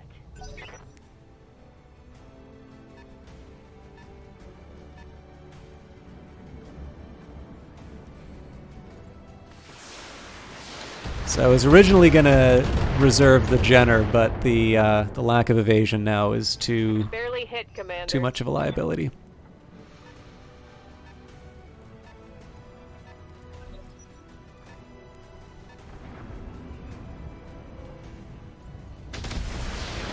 Wow.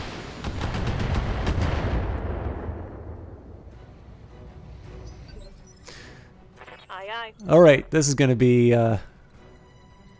bold.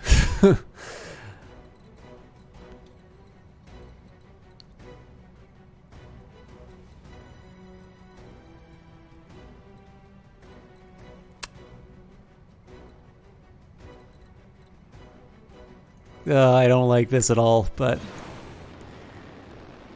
So the problem is this could be in melee range for some of these. But it does let me focus down one of the convoy. Affirmative.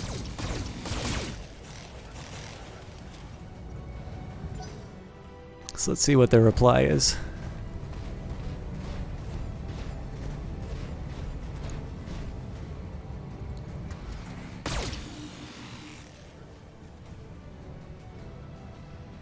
The real problem here is that the Jenner is an obvious target for everything that's on the board right now. So it's really only a move that I'm doing because I want to make sure I'm doing damage to the convoy, and I want to make sure that I did a big jump jet move. So Confirmed. gonna start by taking Grumpy right into the fight here. So we're still gonna focus down that Wolverine.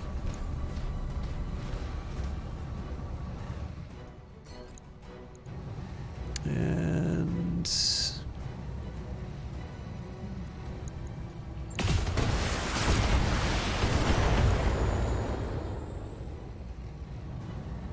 Reporting. Critical hit. okay, so the Kentaro's avoiding the fight with the Jenner. I do need to make sure Grumpy is safe though, because the Kentaro is not a slouch. What can I do for you?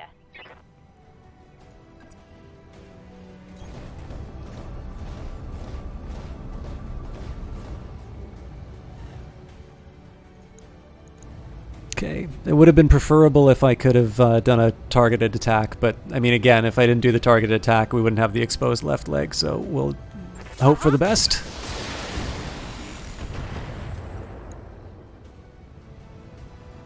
Want some more? Huh? And then Zap's going to be able to do some serious work on the Wolverine with the LRMs. They've Ooh, got a sensor lock. that's going to hurt. Yes, Commander. I'm going to need to get the Jenner right out of there. But there's going to be like 3 vehicles, I think, that get full attacks. Fortunately, I'm pretty sure we're going to be knocking down this Wolverine.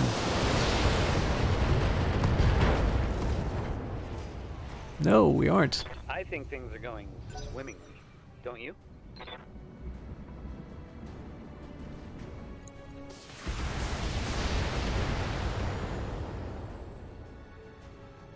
Took a hard hit there.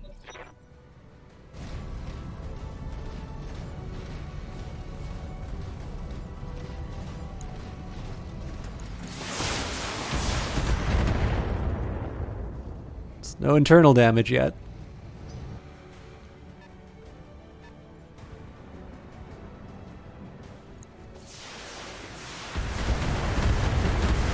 There it is. This is horrifying. Oh, and they got knocked down. My mech's coming apart around Oh, me. wow. Okay. She managed to stand after that one, but not this.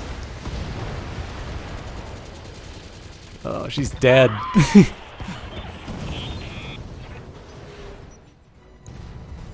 This shows what a well-placed sensor can do.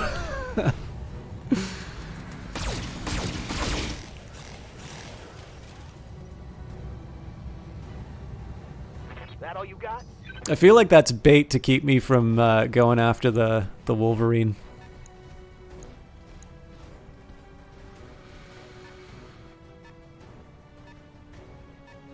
I do need to make sure I go after the convoy, though. Like, I've been spending so much time on this Wolverine that I'm losing sight of what my actual priority is.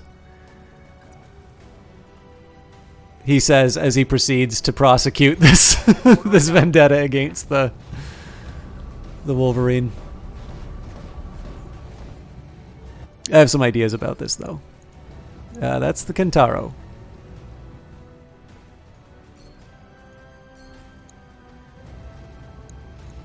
I'm on him. Okay, that works too. Enemy eliminated. So I think I'm gonna send Glitch in now to mop up the vehicles. Commander?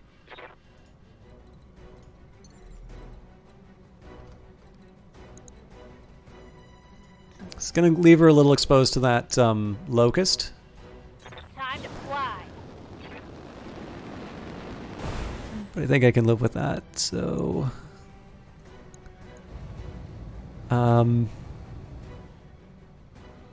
I wouldn't normally alpha strike a vehicle like this, but it is in the lead, so... Primary target damage. Concentrate your fire and bring it down.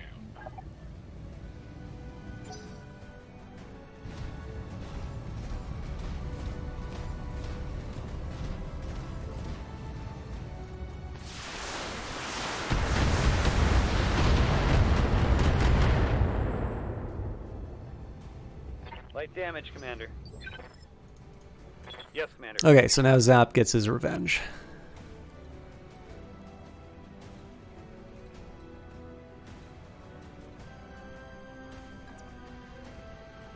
Or he focuses on one of the... Acknowledged. This is a tough call, actually. I think for this case, we're going to take on the Kintaro. And this one... Do I really want to try and go for the legs again? I think this time I'm going to be a hero and go for the head.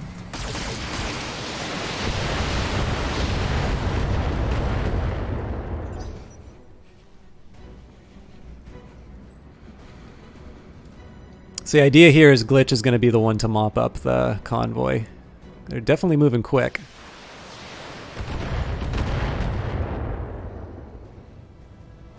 Armor's holding.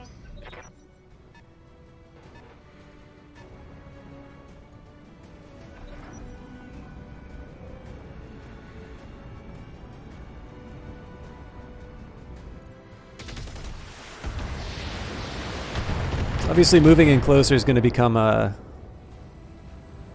is not going to be the smartest move for Glitch, but it's going to help me out with the... Well, you know what? It's questionable what I'm doing with the... Minor damage, Commander. No, I think we're going to push... Yeah, we're going to push on. I have an idea. Hey, we're getting outflanked.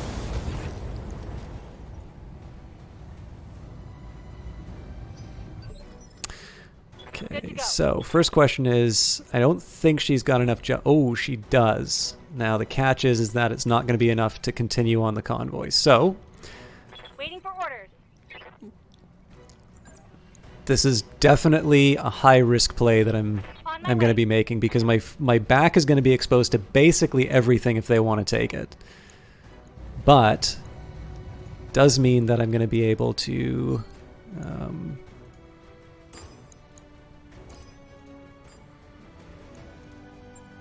Here we go. yeah. Going to be able to clean up more of the convoy, especially the ones that are in the lead.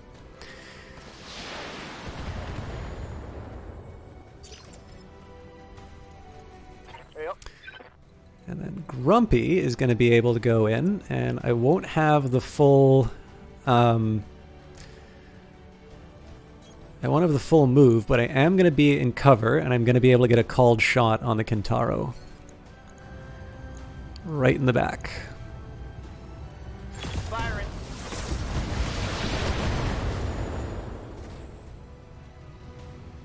Reporting. Critical hit. And then Commander? Zap.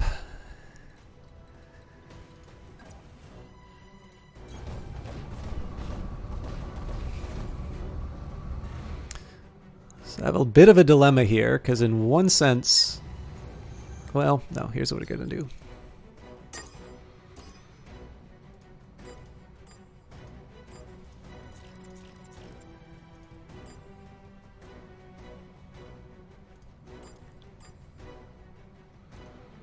So we'll go right up to the edge in terms of what our heat can do. I want to try and get a little something on the Locust, but my main focus is going to be trying to knock down the Kintaro. Letting fire. All right, slapped it around a little bit.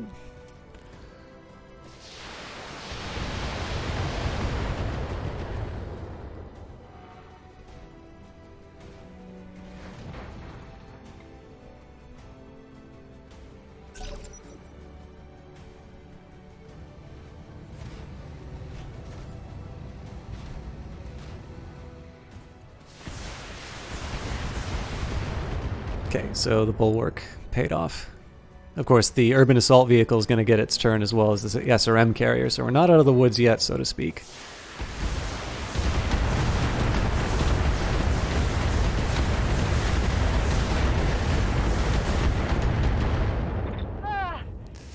I'm bleeding, Commander. That is a deadly combo. That's probably going to knock her down. Hang on. Here we go. That is particularly bad. So that's 2 injuries plus a loss of initiative while she's surrounded.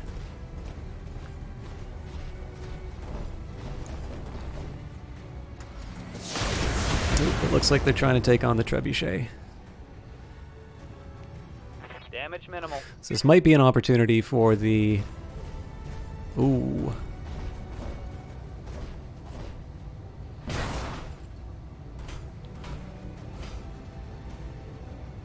Reporting structural damage. Okay, so Glitch is still down. Ready for So order. here's what I'm going to do. So Zap doesn't have anything to do right now because of the...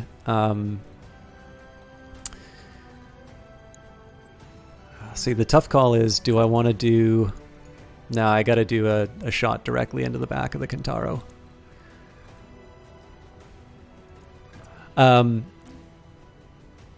So yes, I do want to take my revenge on the Locust, but there's no advantage to me doing anything but try and taking down the Kintaro with a shot to the back right now. Oh, I needed that to finish the job. I'm receiving it.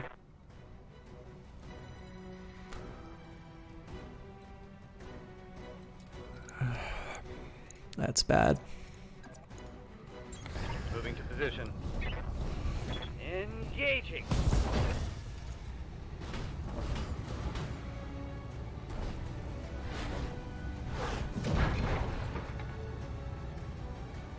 I could have sworn that that was going to finish the Kintaro.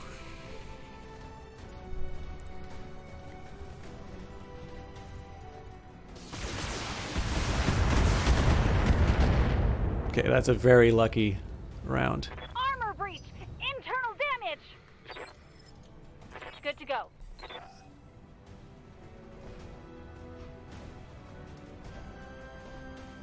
Back up and ready for more. So I'd love to punch the javelin, but in this case we're gonna fly, Engaging jump. and that's gonna give me some shots if they try to escape. Oh, actually.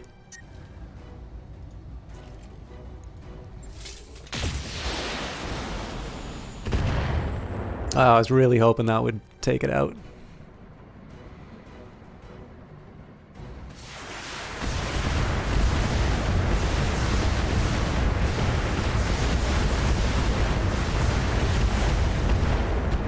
Oh. I'm wounded, Commander. We can do this. Let's go.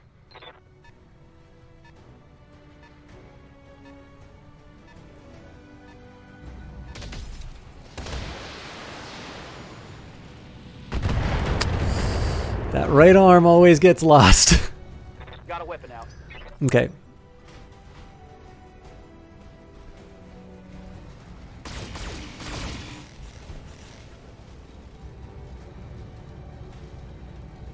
So Shadowhawk's going to focus on the Kintaro.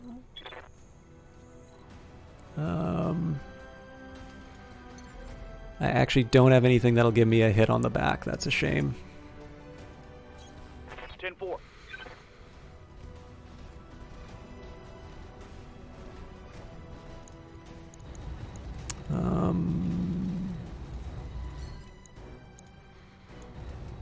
Oh, wow. Okay. So let's plan differently. I'm sorry to hear that. Eating snacks, I definitely don't get too discouraged about something like that. Take it, it'll be an opportunity to move it to something a little bit more manageable. Oh, that's so disappointing. I'm just not sealing the deal on any of these guys. Okay, so I'm gonna get my trebuchet to hit the Kintaro's back. There's still a panther basically running around for free, but I gotta work with what I've been given here. So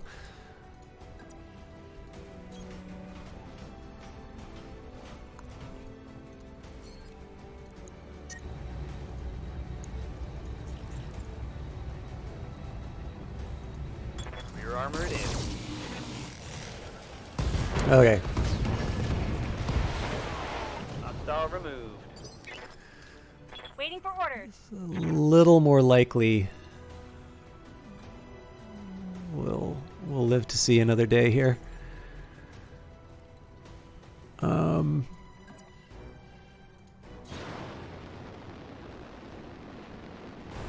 Excellent, that's a great idea. I really wanted to fire the PPC. Affirmative.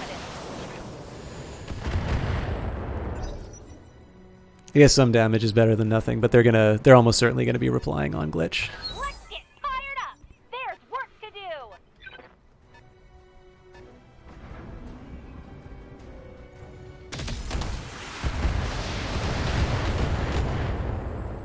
So there's a side of me that's thinking a DFA on Took a heavy hit a there. DFA on that vehicle is not a bad one.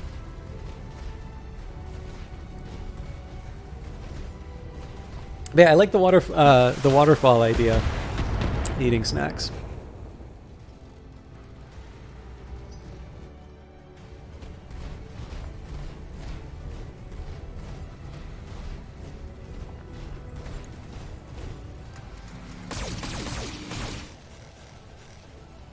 So the interesting thing here actually is that the Shadowhawk seems to be getting... My internals are taking a beat. Seems like the magnet for all of the attacks. This might actually free me up for Zap unleashing hell.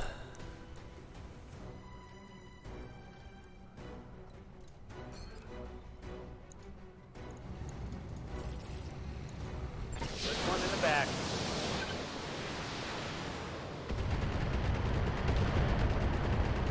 It's a start. Commander?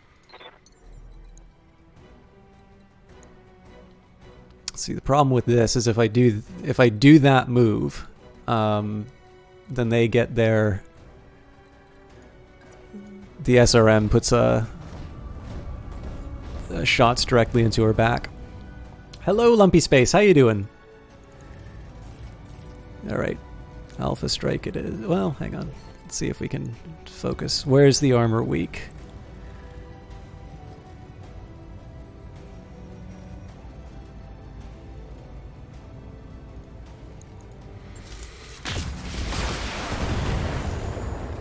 That is a shame. Yep.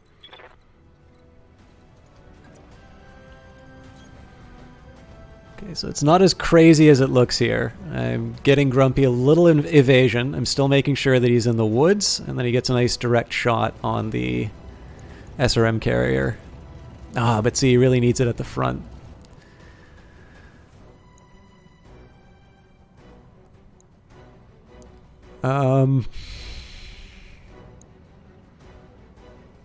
Okay, I'm gonna have to trust Glitch to do her job.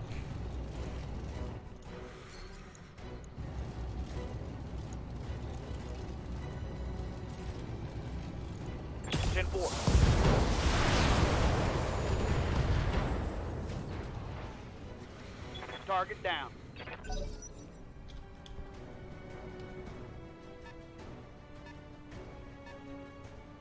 Come on, Neck Warriors! It's go time!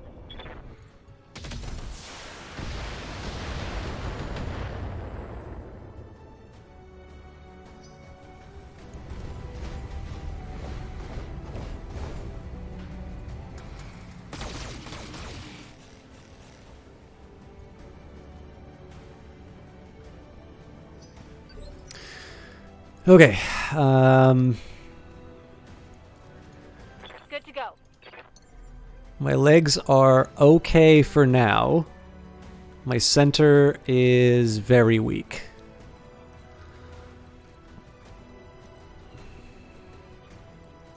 So, I wanted it to be different. Okay, this still won't give me what I need, so we'll do a walk because that generates less heat. Got it.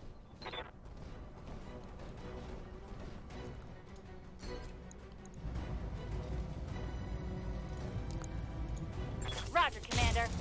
It's overkill, but I need to make sure this is the primary target, so... Fired up! There's work to do! Orders. Okay. Grumpy is in really bad shape with this armor. Standing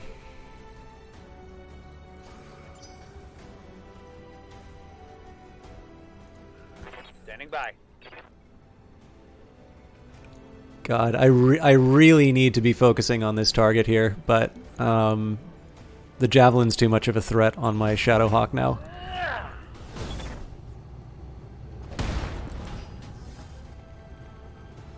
Solid connection on that one. Confirm. Let's just make sure that Grumpy's nowhere near where that... Nowhere the bad guys can Engaging hurt jump them. jet.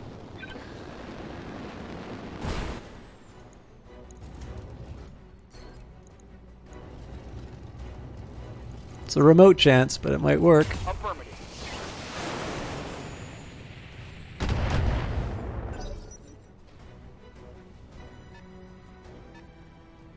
So the idea here is that Glitch is going to be the one to finish him off here. So, step number 1. Here we go. This is the like all or nothing shot right here. If she has to take a full shot from the SRM carrier, it's going to be bad news. Roger that. It's time to bug out. Get to the LZ for extraction. That's a vehicle kill. Okay, let's see if this Javelin's able to ruin my day. No! Alright, now we are going to turn around and beat the crap out of this guy. Internal structure damage. I'm ready. Locked on for physical attack.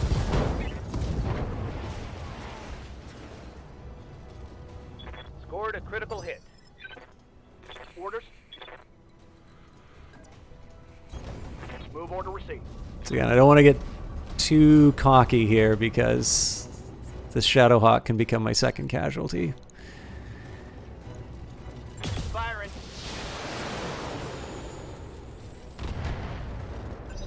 Come on, Neck Warriors. It's go time. Oh, he's going for it. Oh, no, he's not. Yeah, and the Trebuchet is not really designed for this use. Ready for orders.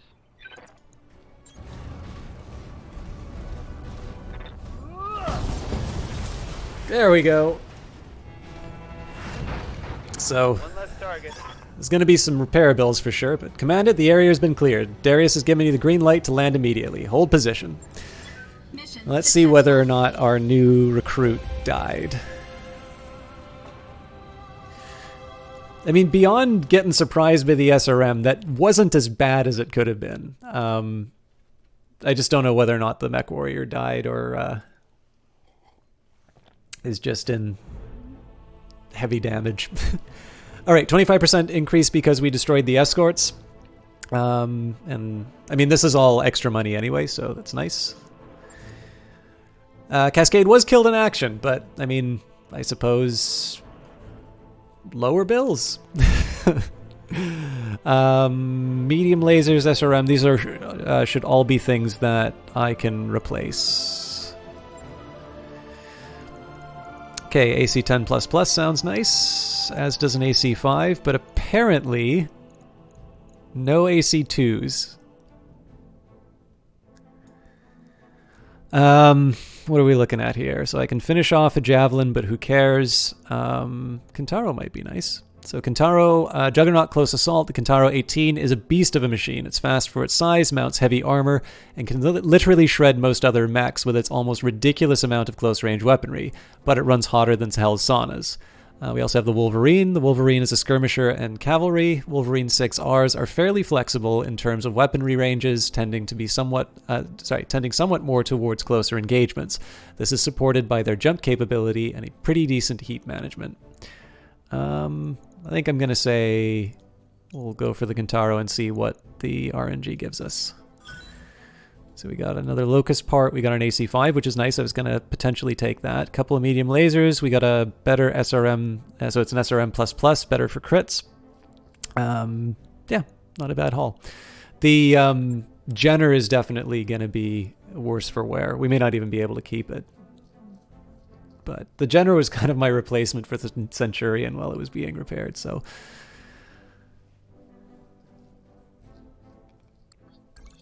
Cascade has died.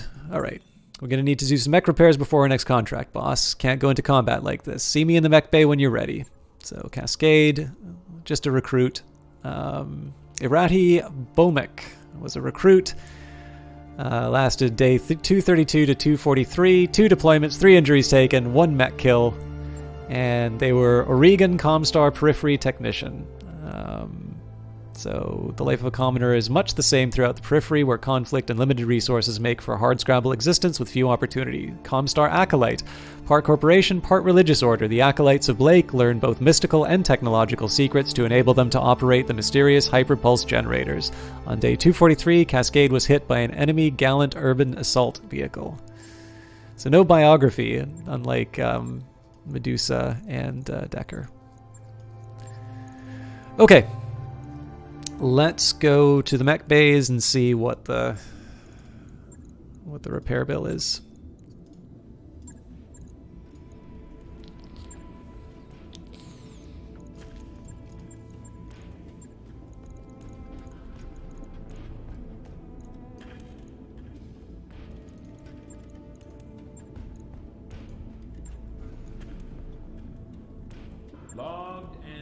Might have been able to switch out the the Shadowhawk AC5 now that I think of it.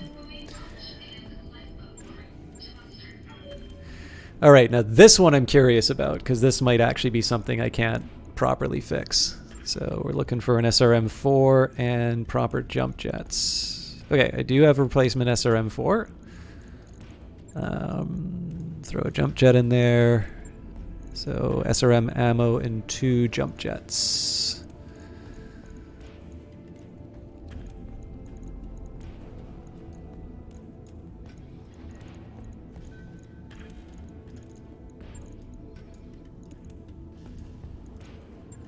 And then obviously I'm not too worried about the medium lasers because we have plenty of those.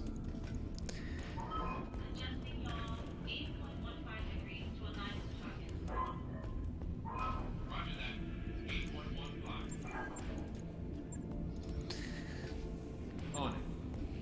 I'll let you know when that's done. Alright, so I'm going to guess we still can't pick up any autocannons. Yep, it's all autocannon ammo.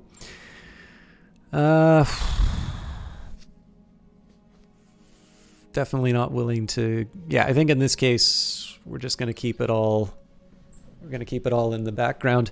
So I don't think I need to... I actually don't think I need to do any more recruiting.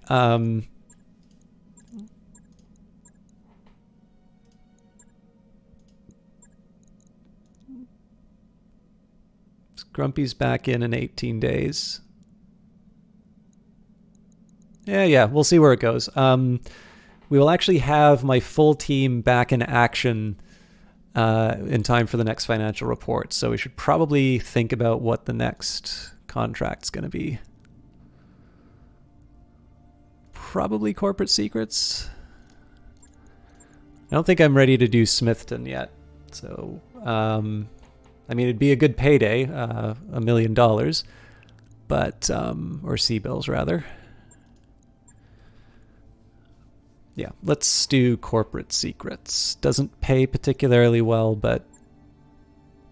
So, Marina Liao, the Capellan Confederation. There are a few mercenaries House Liao trusts with tasks like this, Commander. Make certain our faith is not misplaced, and we can both profit from this. Roger that, Commander. Course plotted.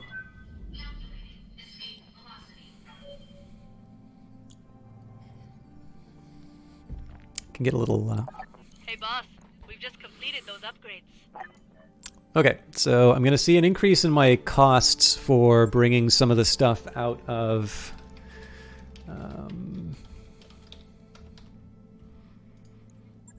bringing the stuff out of storage, but it might be an idea. Let's just see what we've got on the shelf.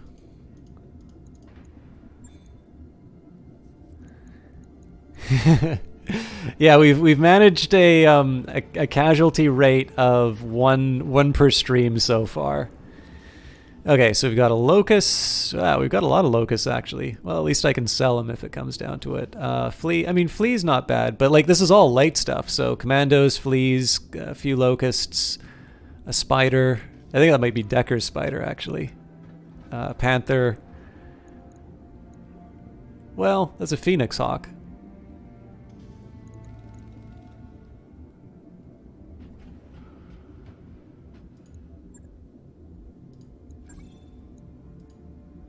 Sure thing. We'll see that it's prepped and ready. I think I'll maybe skip the second Shadow Hawk though.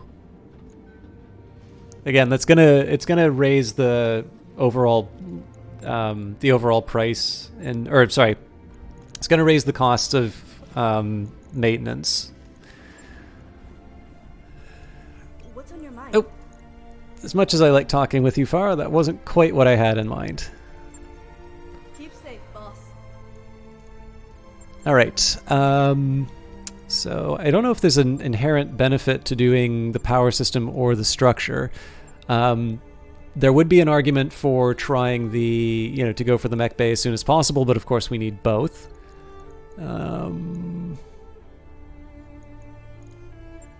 So yeah, we'll pay for the power system. Running power through patched together conduits isn't reliable or safe. Upgrading all the conduits throughout the Argo is a monumental task, but necessary for anything that places a significant load on the system. Sure thing. It'll take a bit, but we'll get it done. So again, we're gonna by the end of the fiscal period, we're gonna be back to about 2 million, which is I'm gonna feel the hurt, but we'll have at least one contract done in the meantime. And then some people are going to get some time in the simulator too, so that's not too bad either.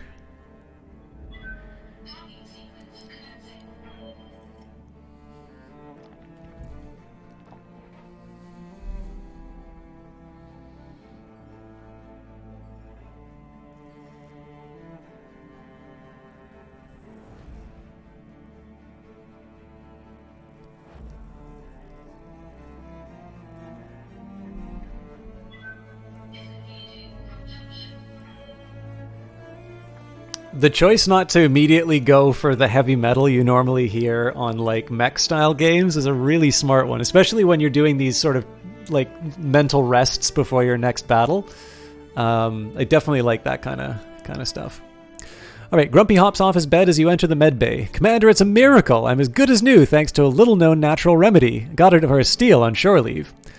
A medtech pulls up an x-ray on a view screen. I hate to admit this, but somehow Grumpy's hairline fracture is regenerated in record time. It's perplexing. I think you mean amazing. Don't worry, Commander. It's a completely natural supplement. The restorative power is derived from the horn of a Stratford narwhal and refined into a power. It's pretty tasty in coffee. The medtech's eyes widen in alarm. It would be best if we continued to monitor Grumpy. Even though the fracture is healed, there's no telling what sort of unexpected side effects might be caused by this unapproved treatment. Oh, come on, Grumpy grumbles. It's my week to lead the daily exercises. I don't want to miss that. I've got a killer routine planned. What if the medtechs analyze the supplement and prove it safe, Commander? Sure. I mean, this is probably going to mean that people take longer to heal, but you've got a deal. You turn from Grumpy to the medtech. Take a sample of his so-called natural remedy and find out how it's working, if it's working. Yeah, could not have asked for a more appropriate character for that to happen to. Later that day, a medtech visits the command center with a report. Upon second examination, we found that this substance Grumpy is using contains a natural analgesic that and promotes tissue repair, but it also has traces of several illicit narcotics. You shake your head. Narwhal speedball? No wonder he's feeling so good. The medtech's brow furrows. Yes, you could call it that. More importantly, the natural remedy has been confiscated, so Grumpy doesn't harm himself. He'll remain in the med bay until all the effects subside. He won't be happy about being cooped up in there, but it sure beats having him bouncing around the Argo hopped up on some black market drug cocktail. No lasting consequences.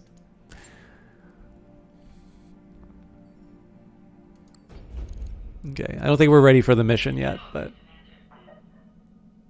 of course, not yet. Last time we went on we went on a mission for House Liao, it was a lot harder than planned, and we lost Decker.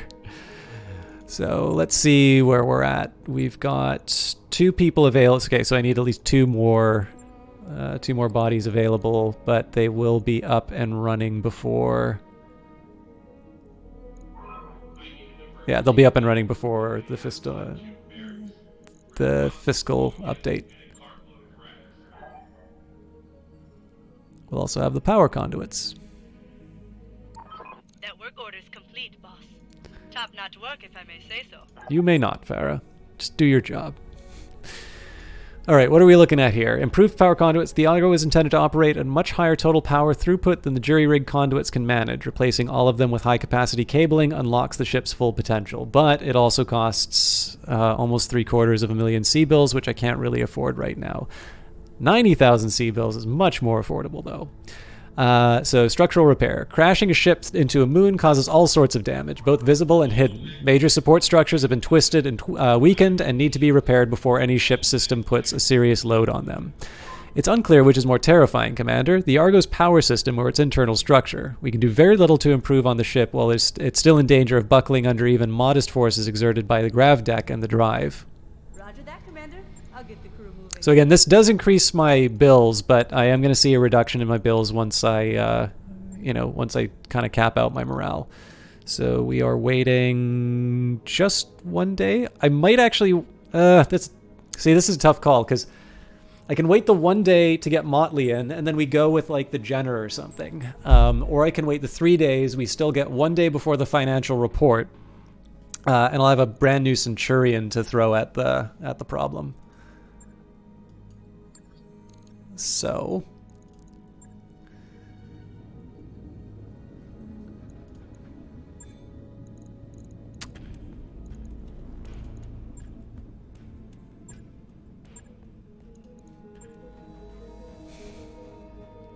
well, it's closer. At least there's a Gauss rifle now.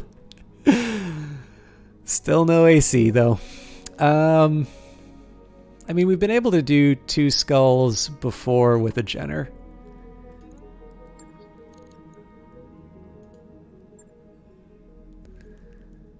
Okay, so let's put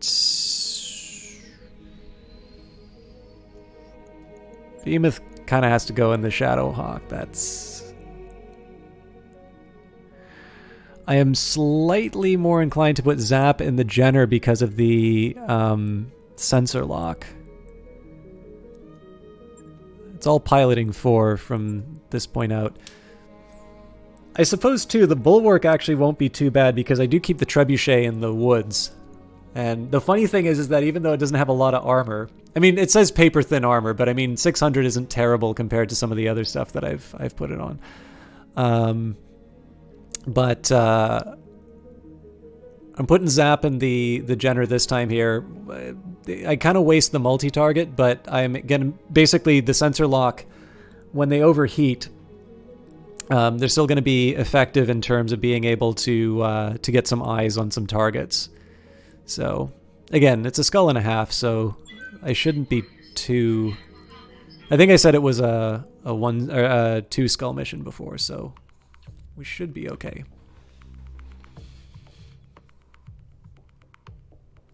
Depending how long this might be the last mission of the night. I'm getting close to the 3-hour mark, but we've done it. We've had a pretty decent clip of it, so it's not guaranteed. Let's read the mission briefing again, just to refresh our memory. Again, the pay is pretty dreadful. A scientist for the Capellan conglomerate has turned industrial spy for a rival corporation from the locals. She was privy to numerous industrial secrets that we would prefer not to fall into our competitors' hands. The local government leadership has offered to sell her back, but we intend to use the false hope of negotiations to buy you time to extract the scientist through more proactive means. Darius says, I think I've lost track of how many layers of betrayal this represents. Is this quadruple cross? It must be some scientist. Command interface initiated. Okay, well, there's some water to work with, so that's a nice little home for the trebuchet if it comes right down to it. This is the region where the local government facility is located. There it is. Move up and occupy the facility, Commander. Once it's secure, get the rogue scientist into one of your mechs and head for the marked evac zone. Sumar will be waiting for your signal to pick you up. Best of luck, Commander. Let's get to fight. Okay, so first question is, how do I want to make my approach? I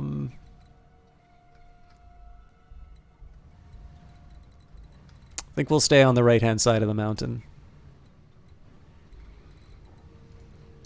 could jump. Nah, it's better to run it. Acknowledged. Acknowledged, Commander.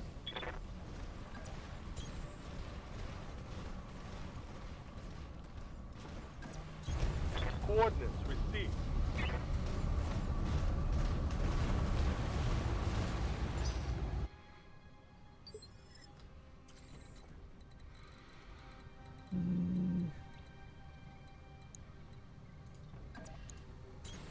Onward. Sensor showing, I don't know, something. It's a tough call. Let's move Behemoth up. Position confirmed. Again, trebuchets run hot, so Piece of cake. I want to try and keep everybody in the water. I could probably not have them like out in the middle of everything, but I await your command. you know what? I think the better call here. We do have a shot on the Enforcer right now, but I do have a few evasion chevrons, so let's reserve the Jenner and see what comes up. Ooh, that's some serious firepower. Okay. Receiving you.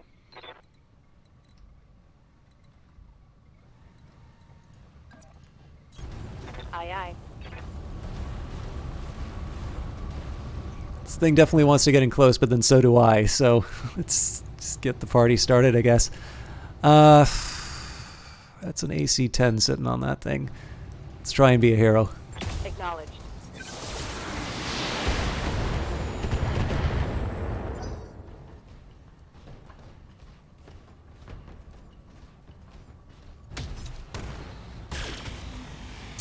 All right. They mean business.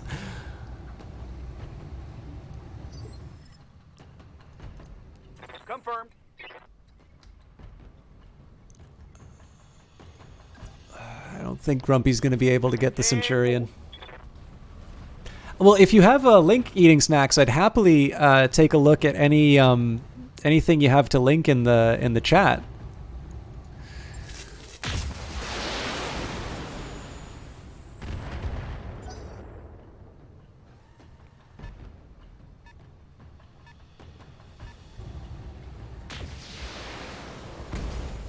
That's possibly a Vindicator. Anyways, the Shadowhawk's definitely taken a lot more damage than it needs. Yeah? What can I do you for? Okay, first things first. Let's get the Trebuchet into a more protected position. And the big question here is, do I want to try and put some more misery on the Centurion or the Enforcer? A 10 AC-10 is definitely not something to play around with, but it is guarded. Okay, they both have AC-10s, so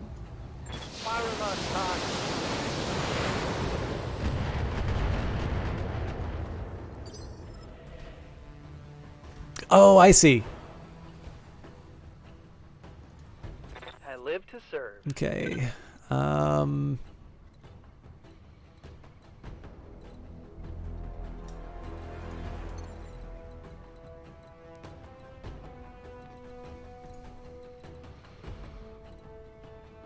This is definitely a lot closer than I want to be, but let's see if we can make something happen. That was a Vindicator. Confirmed.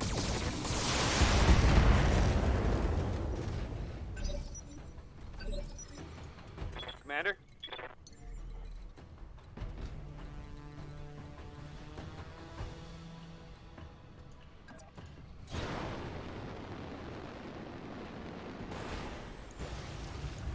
Affirmative.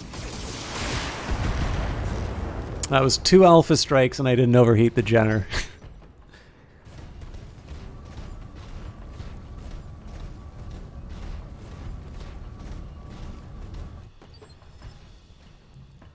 Alright, and went for Entrench. So that's a pretty decent trade-off, seeing as we basically took that thing out of the fight for a turn.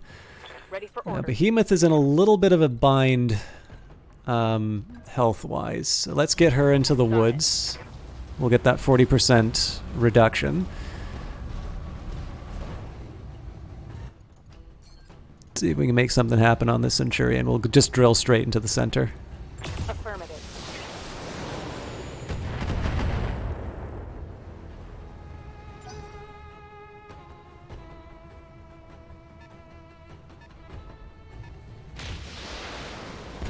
Oof. Not my chevrons.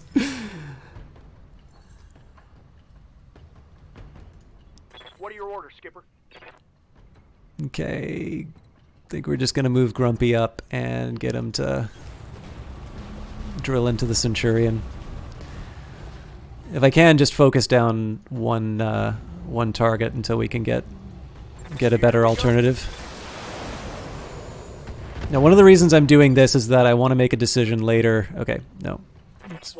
Motley's just kind of stuck with where he's at, so we will... Well, you know what? Let's see if we can move and get a slightly better angle. Location confirmed. At the very least, I'll get the water. Again, I want to be careful because the Vindicator's just going to be raining death down on us, but...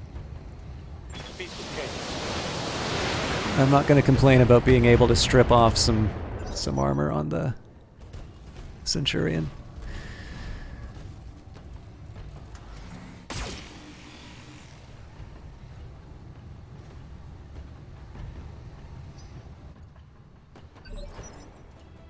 Okay, so I want to be careful with the Jenner here. I've had a pretty good run of it, but that doesn't mean that I can do this forever. Acknowledge.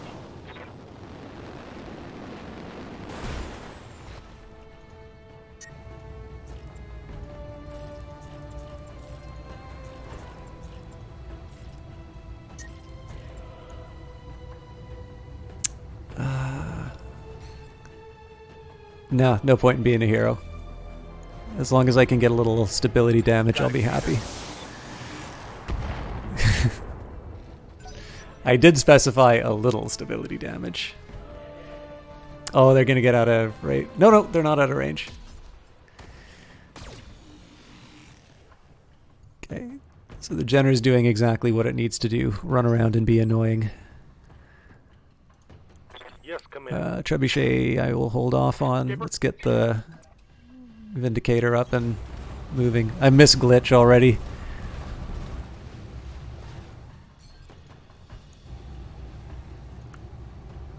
I hate that I'm being a hero, but...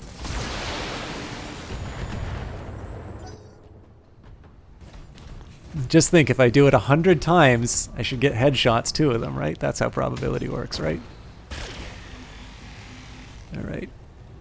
I want to be a little more gentle with my Vindicator moving forward.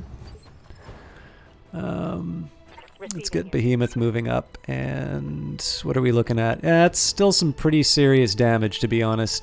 Yes, I wonder if there's something we can do with a jump.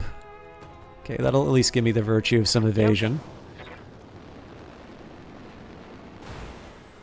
And then the question is, do I go for the Enforcer or the Centurion? Because both of them are threats. The Enforcer is a little bit weaker on the center, though, so let's we'll start with that. on it.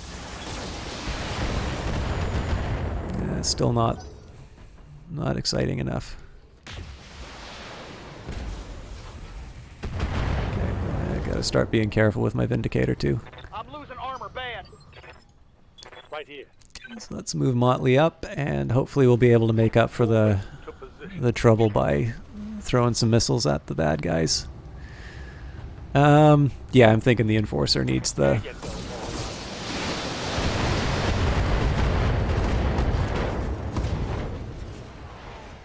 That hit something good. All right, hit them hard now. Okay, sounds good. Eating snacks? Yes, Commander. I'd love to see whatever you come up with if you do get a chance to share it, but I understand it's sometimes a little difficult to share that stuff. Up high. I don't think I'm going to be able to do too much, but if he's able to do some meaningful damage on the Enforcer, I want to take the opportunity.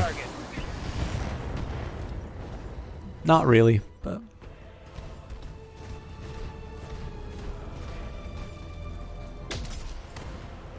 Okay. Armor holding. I'm very surprised that this Vindicator's doing so well. Good to go. Let's go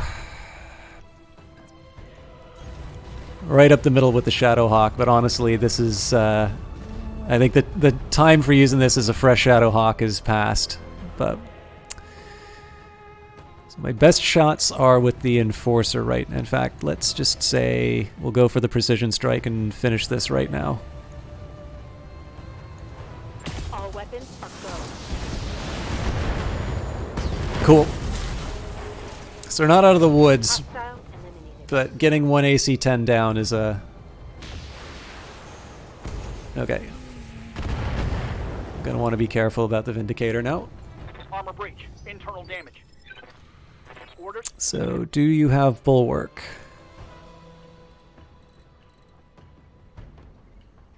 Yes. So, if I jump you into the woods...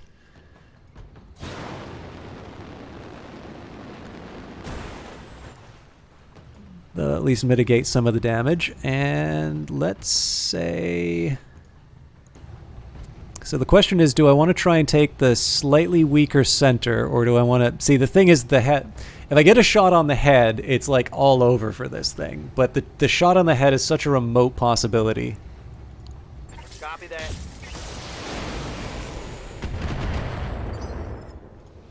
Commander. Okay. I think in this case we're just going to go...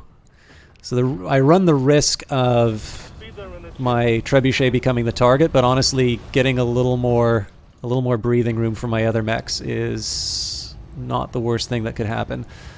My LRMs are kind of sad firing after that. Let's go for it. I'll give him the whole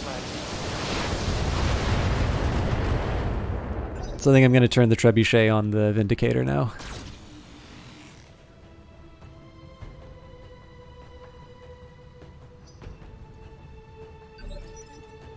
I'm ready. I think I'm going to reserve Zap at this point. It's just because he has all the... Ooh. We had the evasion chevrons. That shot went internal. Okay. Standing by. Behemoth isn't in melee range yet.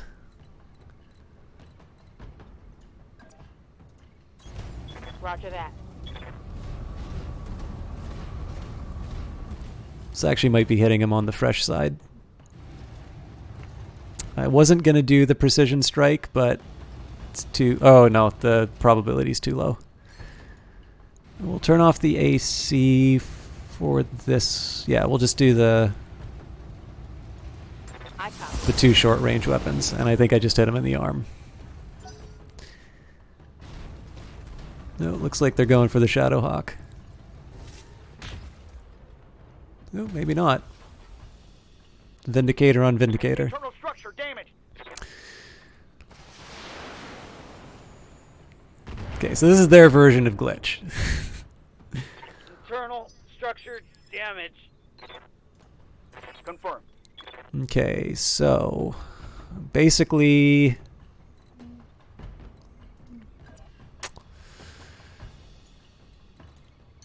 you know what, I think the time has come for some Copy that. evasion on the Vindicator.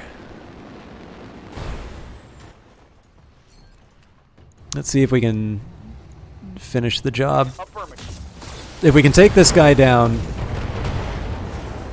Okay, that's welcome. Critical hit.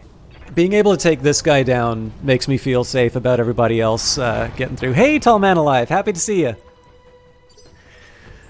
Okay, Zap is kind of my secret weapon here, but let's... First thing we're going to do is get Motley... Do I actually get any movement? Yeah, I do. Heading out. I want to get Motley firing some LRMs at that Vindicator. It's still fresh.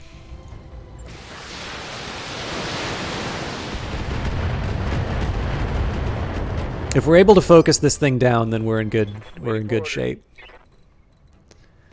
I'm oh so disappointed I'm not able to do anything about the grounded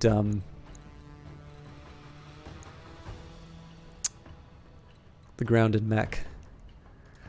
Oh. Lifting off. I am going to be able to do something about the grounded mech. So we will... As tempting as it is to go for the target, we're actually going to brace to lower the heat. Ready for orders. That's now going to move this round. Really? He doesn't get any shots on the... Oh, this thing's like completely down. Got it, That is Commander. very welcome news.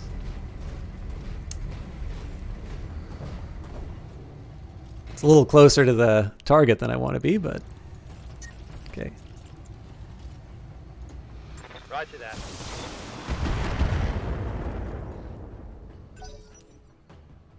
Oh, he wants revenge. Alright. But the rest of us are now going to be able to move in and make him pay. I'm there. So it's a standing target. I think I'm going to try for the legs here. I'm on him. Well, that didn't work.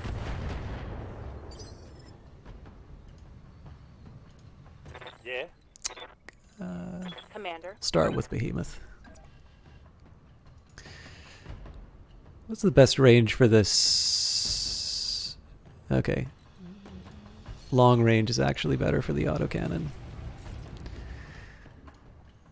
This is not necessarily the range that I want to engage at, but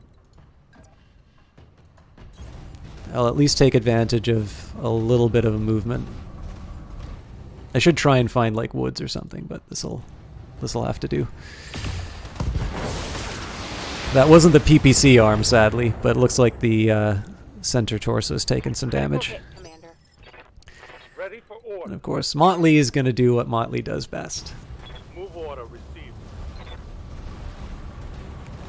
By the way, the Battletech rules actually have rules for completely submerging your mechs. I'm slightly disappointed that you can't just put your mech completely underwater. I feel like there'd be an interesting mechanic in there of if there's some kind of like...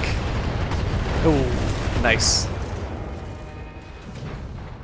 Target neutralized. All right. So this mission may not be over, of course, but let's get the Jenner to get the VIP, and we'll let everybody else take point.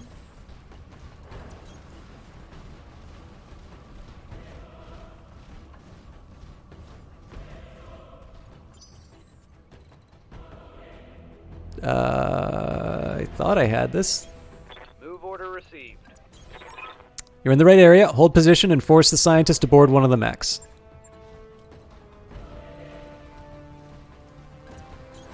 Moving out. Position confirmed. So I wouldn't normally move as far up, but one, I did get burned the last Liao mission, and then second of all, the Jenner is able to... We have the asset. Okay. All targets eliminated. Sit tight, and I can collect you from where you are right now. So a little bit of a few scratches on the mechs, but nothing too bad. And looks like we have enough time for another mission, or possibly some maintenance. We'll see. But by the way, Eating Snacks, I wanted to say thanks for hanging out, because I know this is very different from the game that you originally followed the channel for. And of course, everyone for watching, but I know Eating Snacks originally came here because of Far Cry. I didn't actually think I would get some people following because of that, because it's very different from the thing that I normally do. But obviously, I'm happy to have the extra eyeballs.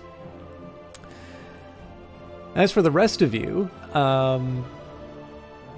it's been a little quiet, so I think we had Karn in here a little bit. We had Lumpy say hello. I'm curious if Runebroder's around, because I owe Runebroder a thank you for a secret follow. Who else do we have? I'm obviously very happy to see Eyes of Sin, Prodzy, and Tall Man Alive. You came here a little more recently, so it doesn't quite mean as much to say hello again. All right, House Liao has always believed in one thing, Commander, victory at any cost. It seems you also understand this vital lesson. We are pleased that you've performed so well. So meager payout, and unfortunately we don't have the AC that I need, but we don't need to replace anything on our mechs, so I'm reasonably happy about that. We're probably more than a day out in terms of our replacements, but I feel like I need to take at least one AC. And I guess I can take one of the Centurions. Okay, well, we got the rest of the Centurion as well, and Vindicator. Heck, that's a really decent haul. They gave us some ammo as well.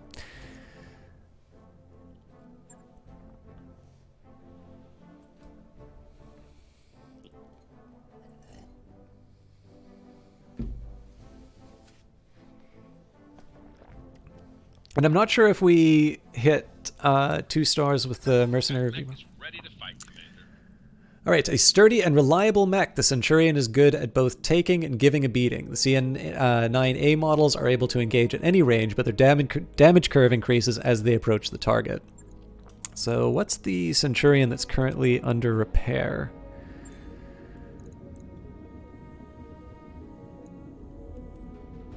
Also a CN9A. Alright. I think we'll put that... Well, actually, sorry, it's in like full... Yeah, that thing's in full full repair, so we can put that, we can send that straight out. So Vindicator gets some repairs. That's a 1-day job. Jenner, that's a 1-day job.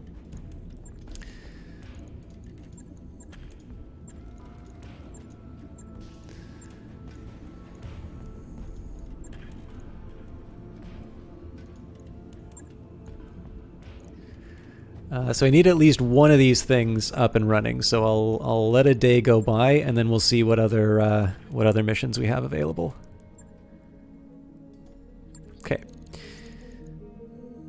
So financial reports in 2 days, but we've got a Jenner and a Phoenix Hawk coming online in 2 days, and then we've got our we've got a new Centurion to run around with. So let's see what kind of contracts we're looking at. Ooh.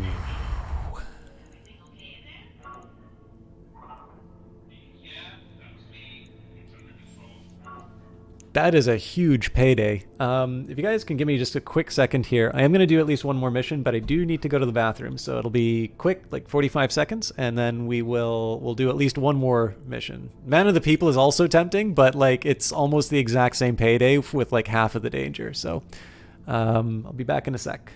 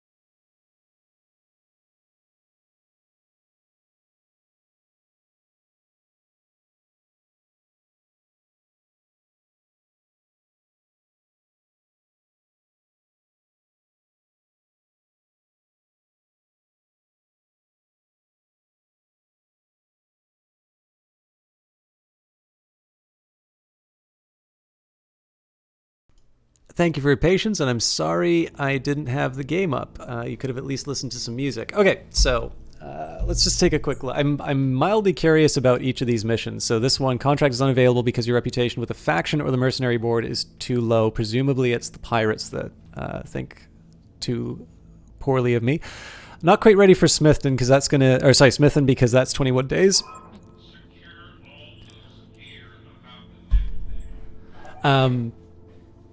Lost Air is kind of nice, and it's a recovery job, so presumably it's not too different from the mission that we just did. But again, getting a huge payday for getting a huge payday for a relatively riskless mission seems almost too good to be true. It's a straight-up battle. Clean out the mercs. Again, another battle. Man of the people is escort. Local government politician is looking for an armed escort to guide him safely to a diplomatic summit. We can assure you that any accusations of bribery and corruption are completely unfounded. His pirate enemies are simply stirring up the common people against him. This would actually be kind of interesting. Let's see if we can maybe do that after, though, because it is a 3-skull mission. Lost convoy. Yeah, this one's actually these have been usually pretty bloody for my guys. So yeah, Clash of the Titans seems to be the right option. We've got an interesting opportunity for you, Commander. We recently detected a major engine signature on the planet, probably an assault mech. Okay, now we know why this pays so well. Probably an assault class mech. We can't have an assault class local government mech that big wandering around loose, and we'd like you to handle it. The interesting part is that we've also detected another assault power-up, and it's just a different mech entirely, and is closing with the target. It's possible that you can just swoop in and pick up the pieces. We're prepared to offer you generous salvage terms. Taking down assault mechs isn't going to be easy, Commander, but if we can play them off against each other, we might make out quite well on this one. Yeah.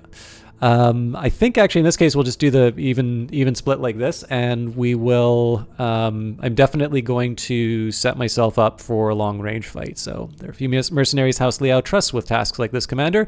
Make certain our faith is not misplaced. We can both profit from this. So just got a Centurion. So let's make sure that I've got this set up the way that I want it.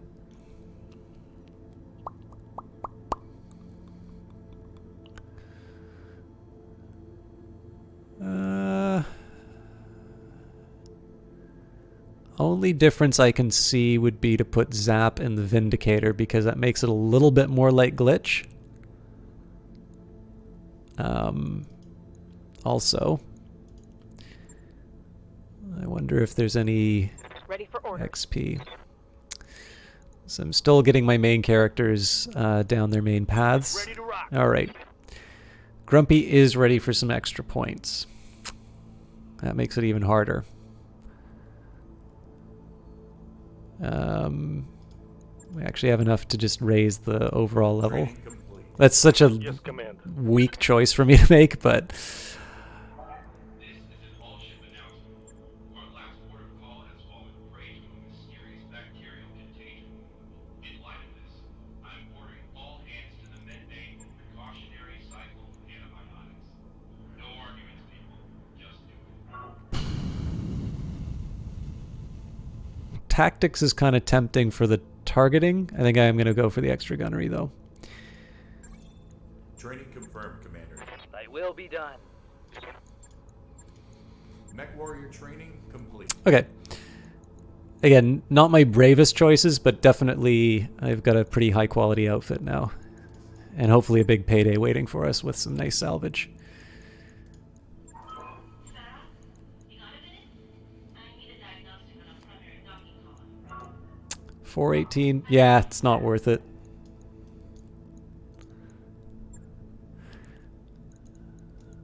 Okay, so how does this change? Still keeping them in the trebuchet because he's most likely going to be in the woods. Behemoth always stays in a Shadowhawk. So again, the question is, do I go Vindicator Centurion, who's got the better piloting? And they're both even. So yeah. I will stick with this. I actually took up the time that was supposed to be for the battle, havering on all of those choices, but we're still going to see this thing to the end.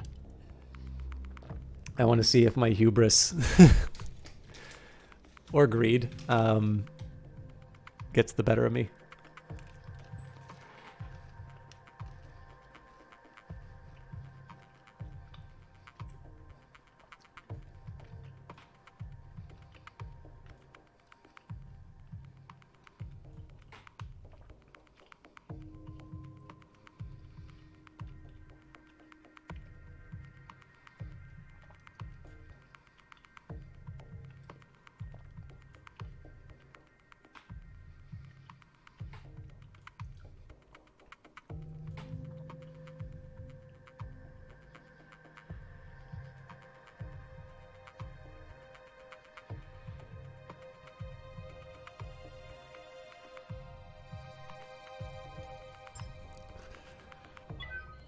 interface initiated. We're near where the engine signature was detected, Commander. The enemy unit should be in this area. Remember that this is a big mech we're tangling with here, so be careful. Alright, so what do we... Could be some prime beach real estate. If only there were a beach. Oh, it showed us the mechs, but... Alright, well, we'll run in. We'll just make sure we don't run into gun range yet. Heading out.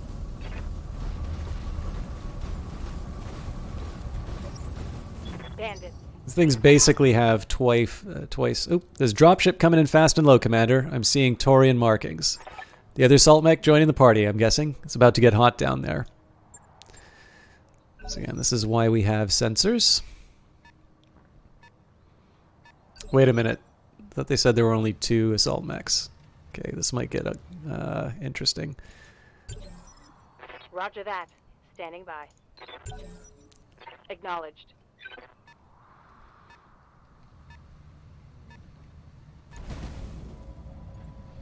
Oh, Jesus.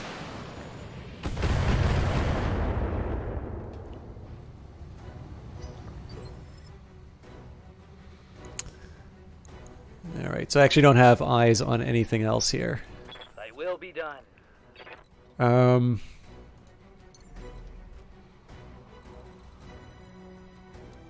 I don't necessarily want to pick too much of a fight right now, like...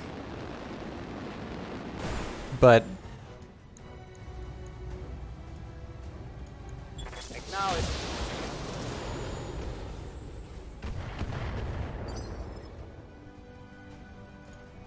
Ready to rock. Yeah, the bravery of my Shadowhawk, the thing that's supposed to be taking point. Oh wait, no, this is the Centurion. Copy that.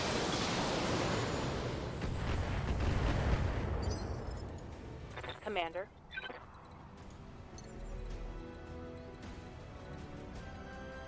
See, if I do this, the thing that drops is gonna murder me. So I'll do this for 1 round, and then we're gonna bug out. Engaging.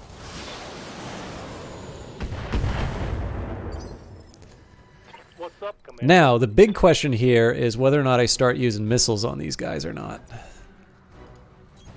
On my way.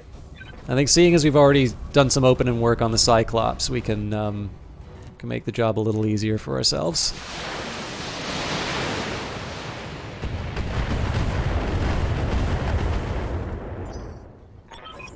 Our cat's paws on the field, Commander. Let them take the brunt of the fire, and we should be able to clean up whoever's left alive.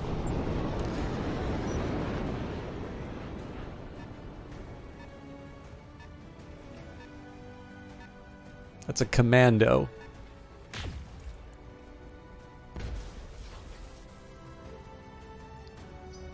Yeah, this is a very different engagement from what the briefing said.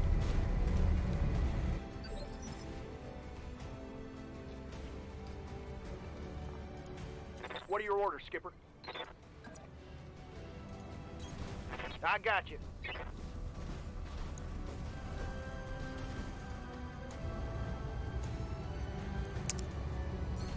I'm gonna go for some leg shots here. I got you.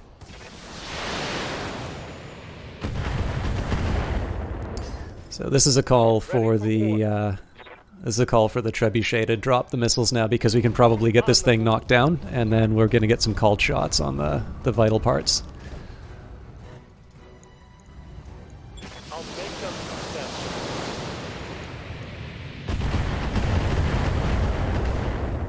Well, not quite enough to knock him down. All right. Good to go. Zap's got the slightly more impressive arsenal. I don't like my options in my Shadowhawk right now. Alright, so the risk here is that the commando is going to engage my Shadowhawk rather than the assault mech.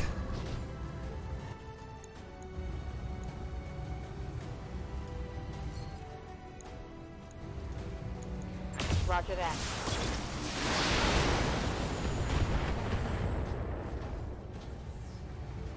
That hit something good. Good.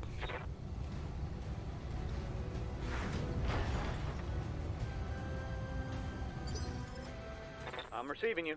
So now Zap's able to come in and put the PPC to work. I'm walking here.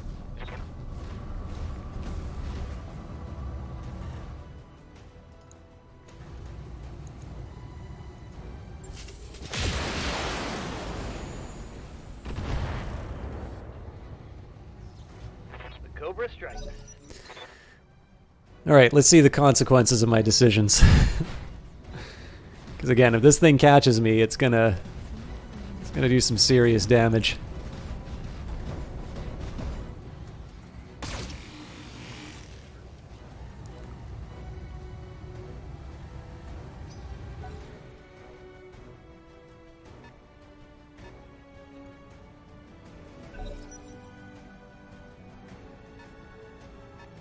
And that's a panther.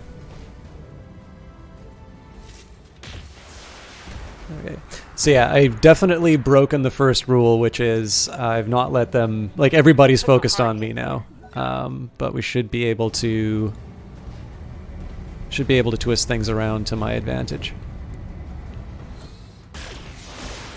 Jesus Christ, my Shadowhawk's brittle. Internal structure damage. Okay. Good to go.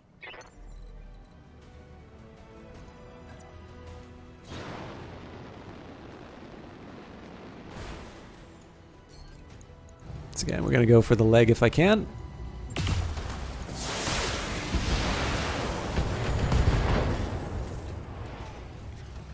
Think I hit something good. Okay, so now headshots might be Yes, Commander. a good idea.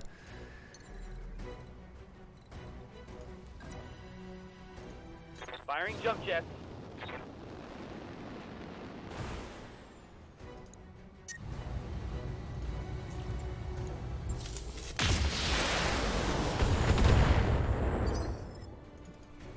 Again, the hope here is that I'm going to have some scrap left over by the end, but... Affirmative, Commander.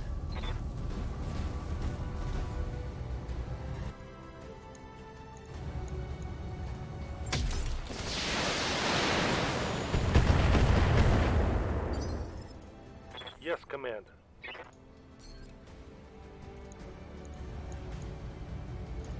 Fire on target.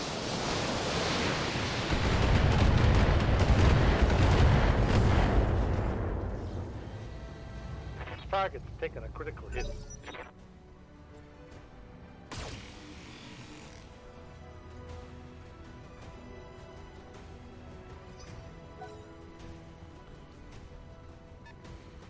So again, the hope here is that I'm going to be able to get a good leg hit. It's go time.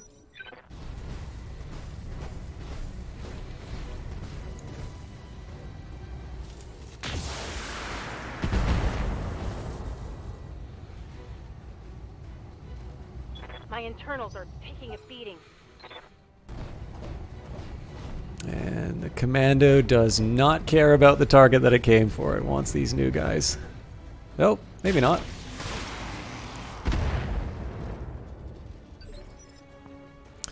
Okay, so let's think about what the next move is going to be. I await your command. Onward. Let's put Zap in a little bit more danger than I want them to be, but they're also fresh on armor, so...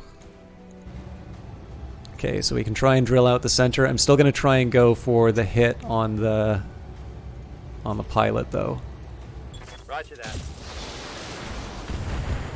That is a shame. Commander.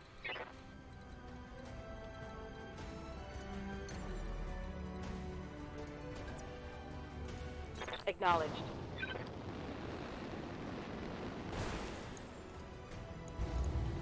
Firing all weapons.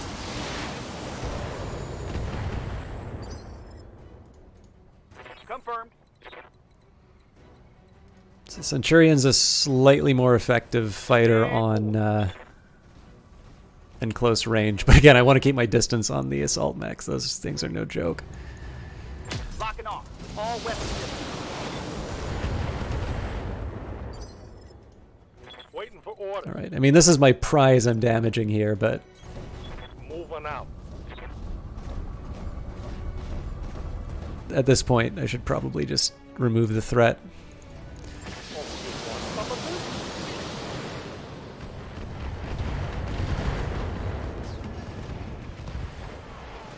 Target neutralized.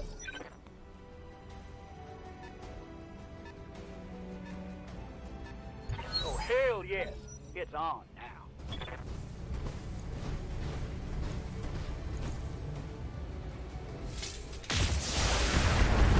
Okay, so they're really spoiling for a fight with us. We might as well give it to them. Reporting heavy fire.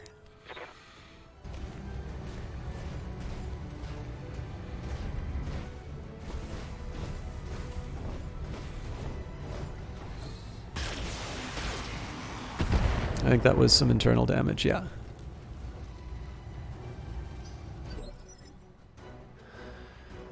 So, Standing by.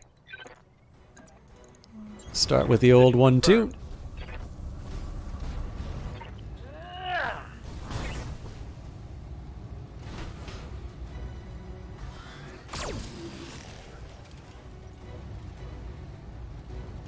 No joy.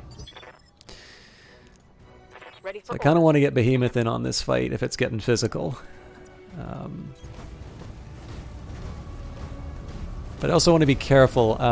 The Commando actually has some really good long-range weaponry. So it's 55 to hit there versus... This is where I wish I had multi-targeting. Alright. Let's go for... you know what? We'll go for the middle.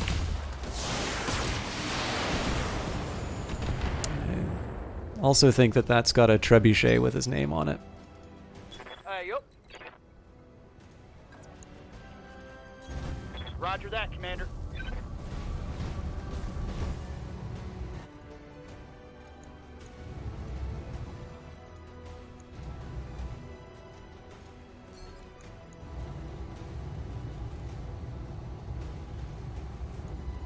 I might as well throw everything at him.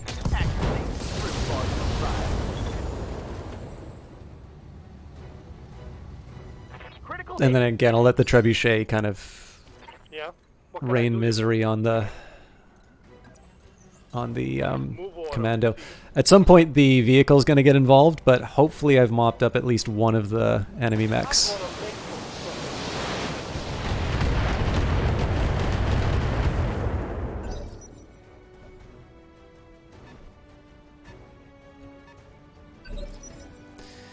Okay, so let's get Zap to do another physical attack. Locked on for physical attack.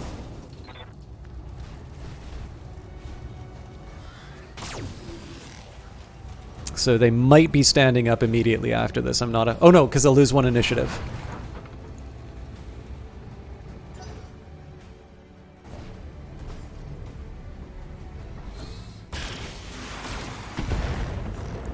I'm kind of lucky because that one's fresh, but it does have less armor, so I want to keep an eye out.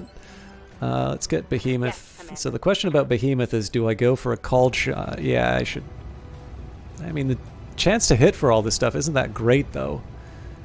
I could probably jump back and make it a little easier. Honestly, at this point, though, let's just turn this into a good old-fashioned physical attack. I am going to make sure I have to dedicate something to that Commando, though, so it doesn't do too much damage to Behemoth. Mech warriors, show them what you got. Okay, so we got Grumpy and Motley.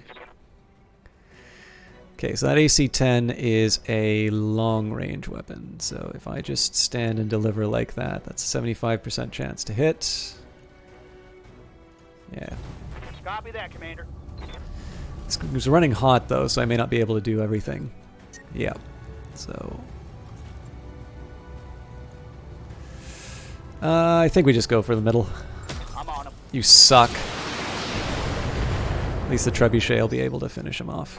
Well, finish some of the work, not the whole thing. Be there in the chip.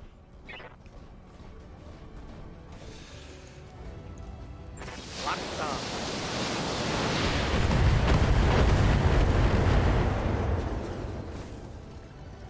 inflicted some heavy. So if you guys have ever played MechWarrior Online and you're in a light mech like that, the worst possible thing that can happen to you is... What?! Alright, folks, let's get this done. Unbelievable. That's almost certainly a dead pilot. Standing by.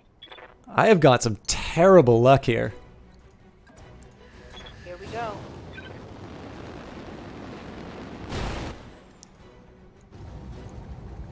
I think we'll do a precision strike on this one because I really don't want to have to deal with that again.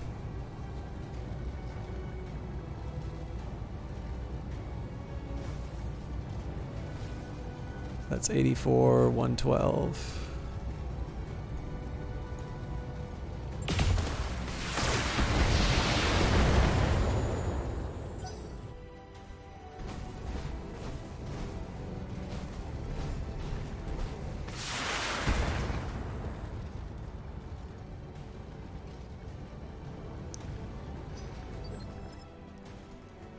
Orders?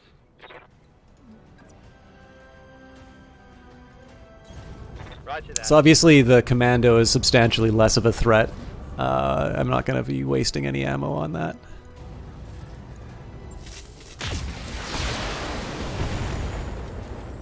In fact, I am mildly tempted to just drop the trebuchet on this thing. Okay, I'm on it. So let me just see this thing. Yeah, it's only got an SRM too, so the right call is to do what I can to the Demolisher.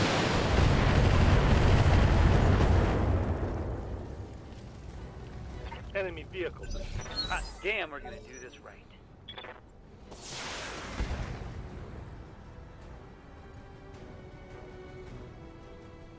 You know, the funny thing is, though, a lot of these people were hired so that I could, like, cover myself. So I could cover myself while my main character's healed, so it may actually be that I am lowering my HR costs with these casualties. You suck, Behemoth.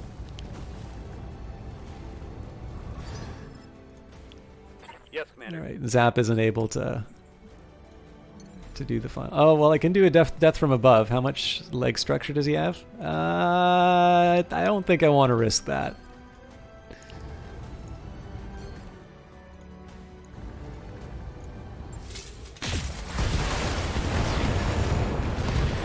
Hey, let's slip the dog. I better get some pretty wicked scrap out of this. Good kill, Commander. Let's get out of here and see what we've recovered. Mission successful.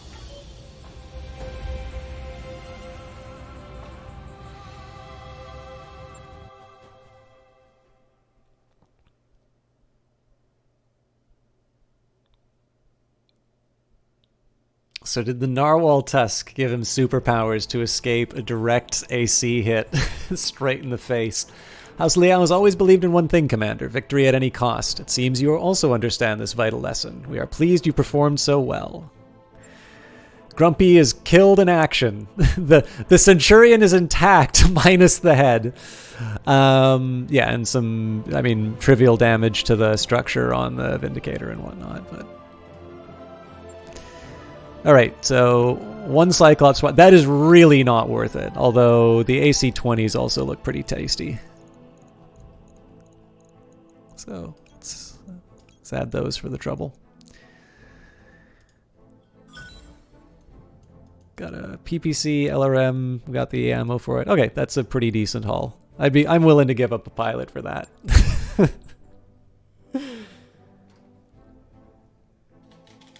He was a rental anyway.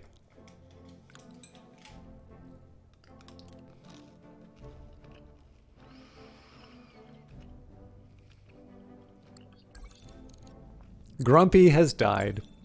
Gonna need to get some mech repairs before our next contract, boss. Can't go into combat like this. See me in the mech bay when you're ready. No real biography, but Grumpy was hit in the head by an enemy demolisher. I mean, it's a shame, right? Because Jamal Chua did actually have some decent stats. So what are we looking at for recovery? I won't know because Okay, so Glitch is out of action for 10 days. Beefeater's out for another 22. So we'll go to our mech bay. We'll get the remaining repairs that we need. 19 200 bills in 1 day. You just need to wash out the insides. 78 in 1 day. Yeah, so it's pretty trivial in terms of all the repairs that we need to do.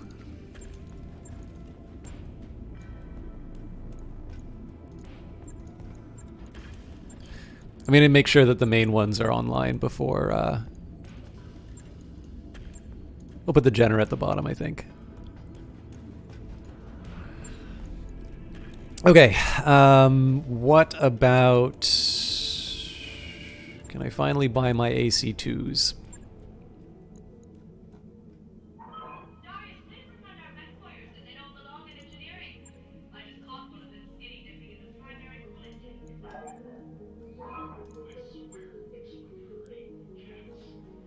Yes, Dr. Farad. I'll handle it. Okay, so we got nothing, we've got nothing for the AC2, so my Blackjack's going to be out for a while, I think.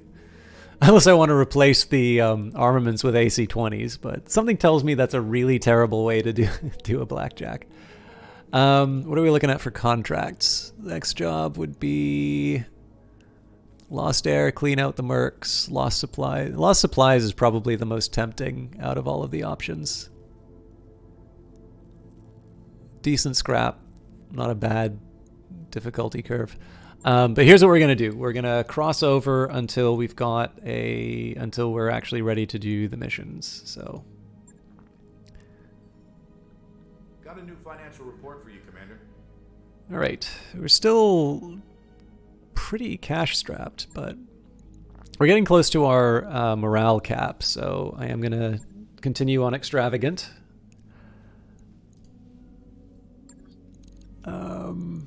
Yeah, we're still working on structural repairs, so we will... I'm pretty sure the store doesn't change as days go by. Dr. Farad, I'm detecting elevated levels of sodium triphosphate in our starboard water reservoir.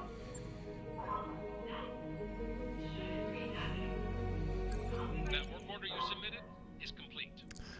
Okay, so next up, I believe the Phoenix Hawk actually needs to be loaded out. That's a handsome looking mech. Oh, and it's got some fancy fancy toys on it. Now, I know there's normally a way of seeing how this thing is normally outfitted. Machine guns? Really? Alright, so center torso's got the machine gun ammo. Oops. Machine gun ammo.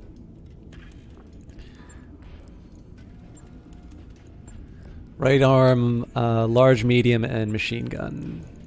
Wait, sorry, that was... Yeah, right arm.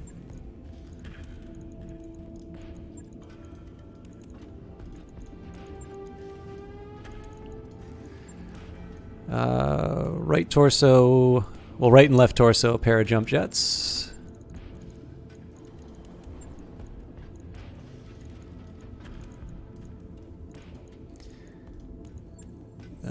Left arm is a medium laser and also machine gun. I've never really seen much use for machine guns. I know they're really good if you're, like when you're aiming on,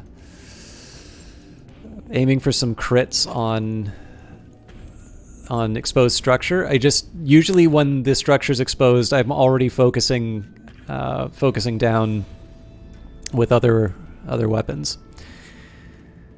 Anyways, looks like it does run a bit hot, but other than that, I can definitely see this replacing my Jenner. The PXH-1 is one of the most elegant and agile mechs around, boasting good armor and decent weapons. Sadly, its heat buildup is also noteworthy. Savvy mech warriors take advantage of this mech's jump capability to land timely shots and then reposition to another vantage point. So... It's fairly inexpensive loadout. That's going to be 3 days before Glitch is back online.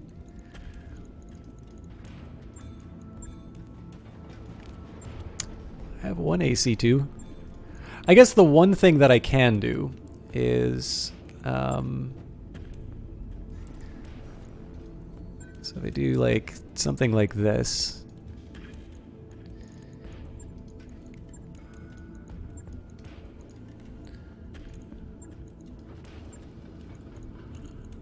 It's like a heat sink.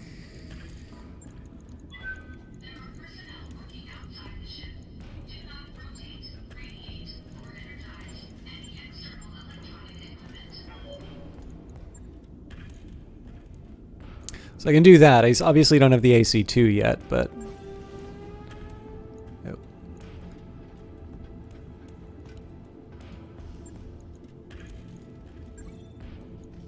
Okay. We'll leave that for now, yeah. I understand it's a partial repair. I'll let you know when that's done. Alright. Again, we'll wait the 3 days and get Glitch back in the fight. Okay. So obviously the financial report looms. We do need to get some kind of a cash flow underway.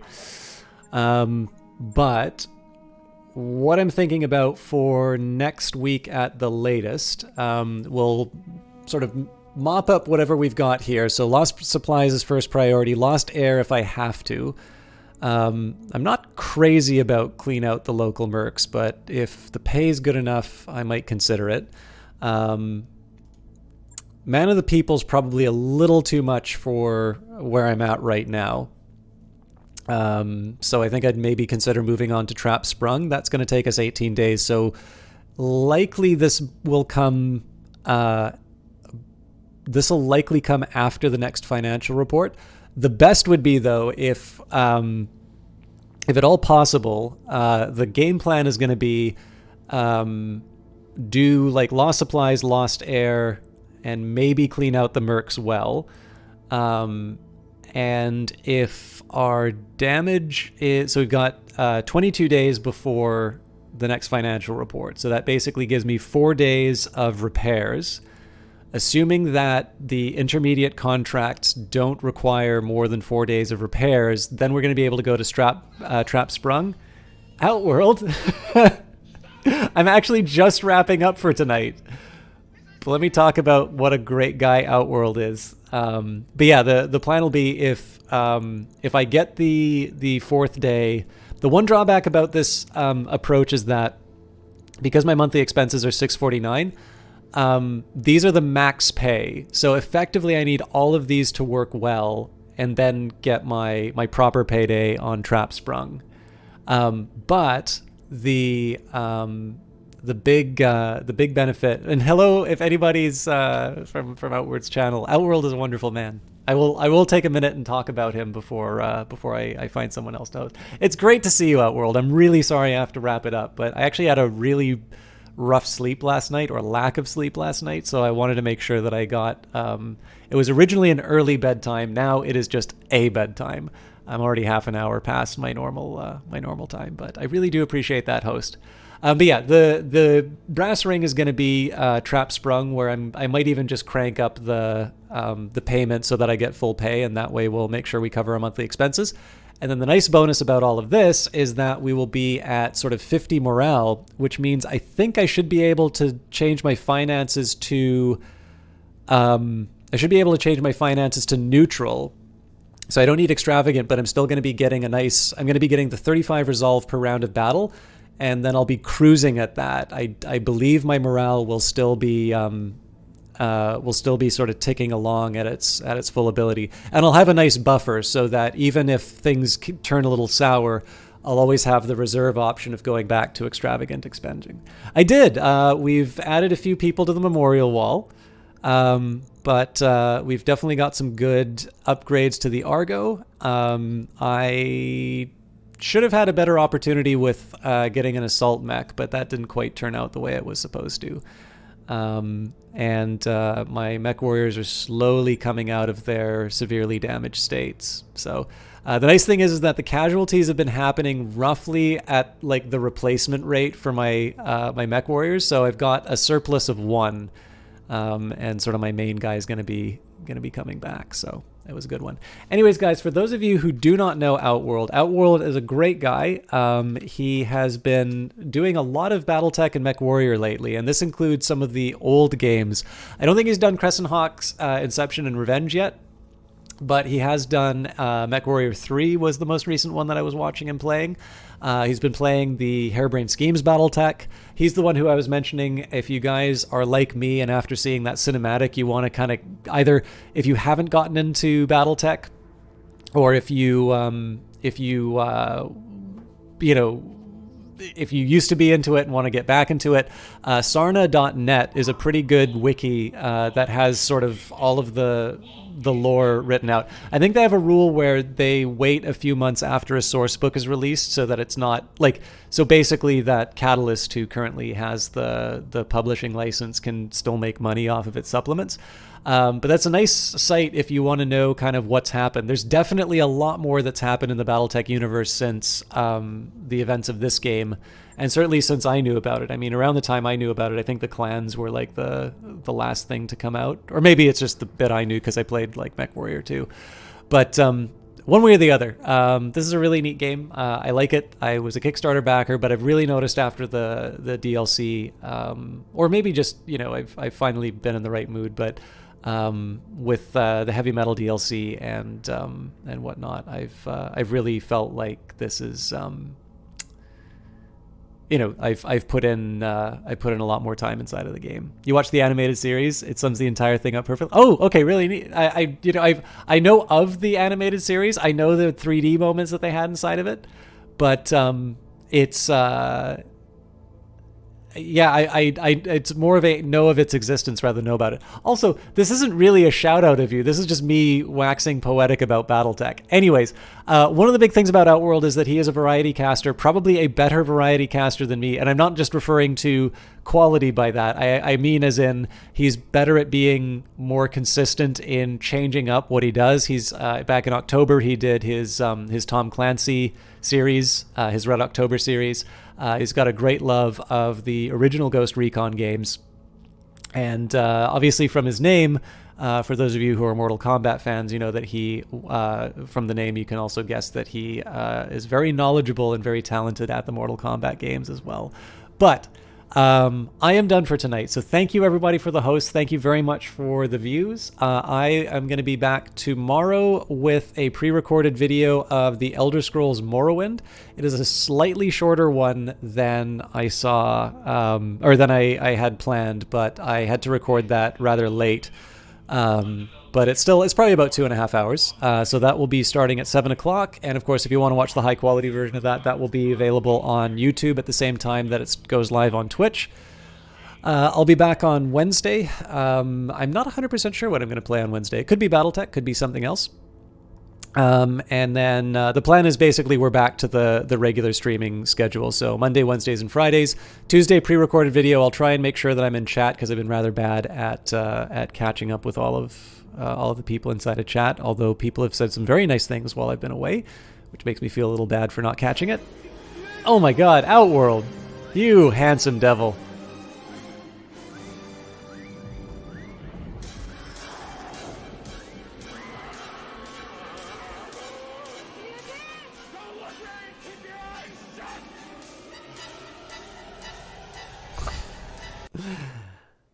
Outworld, that was completely unnecessary, but I am very happy that you did that. Thank you so much. Please enjoy the use of the emotes. Eyes of Sin is the one who did these, so you will gain access to the legendary System 1 HMM. I do want to say, also, for those of you who are looking for emotes, the Eyes of Sin, I believe, does still take commissions.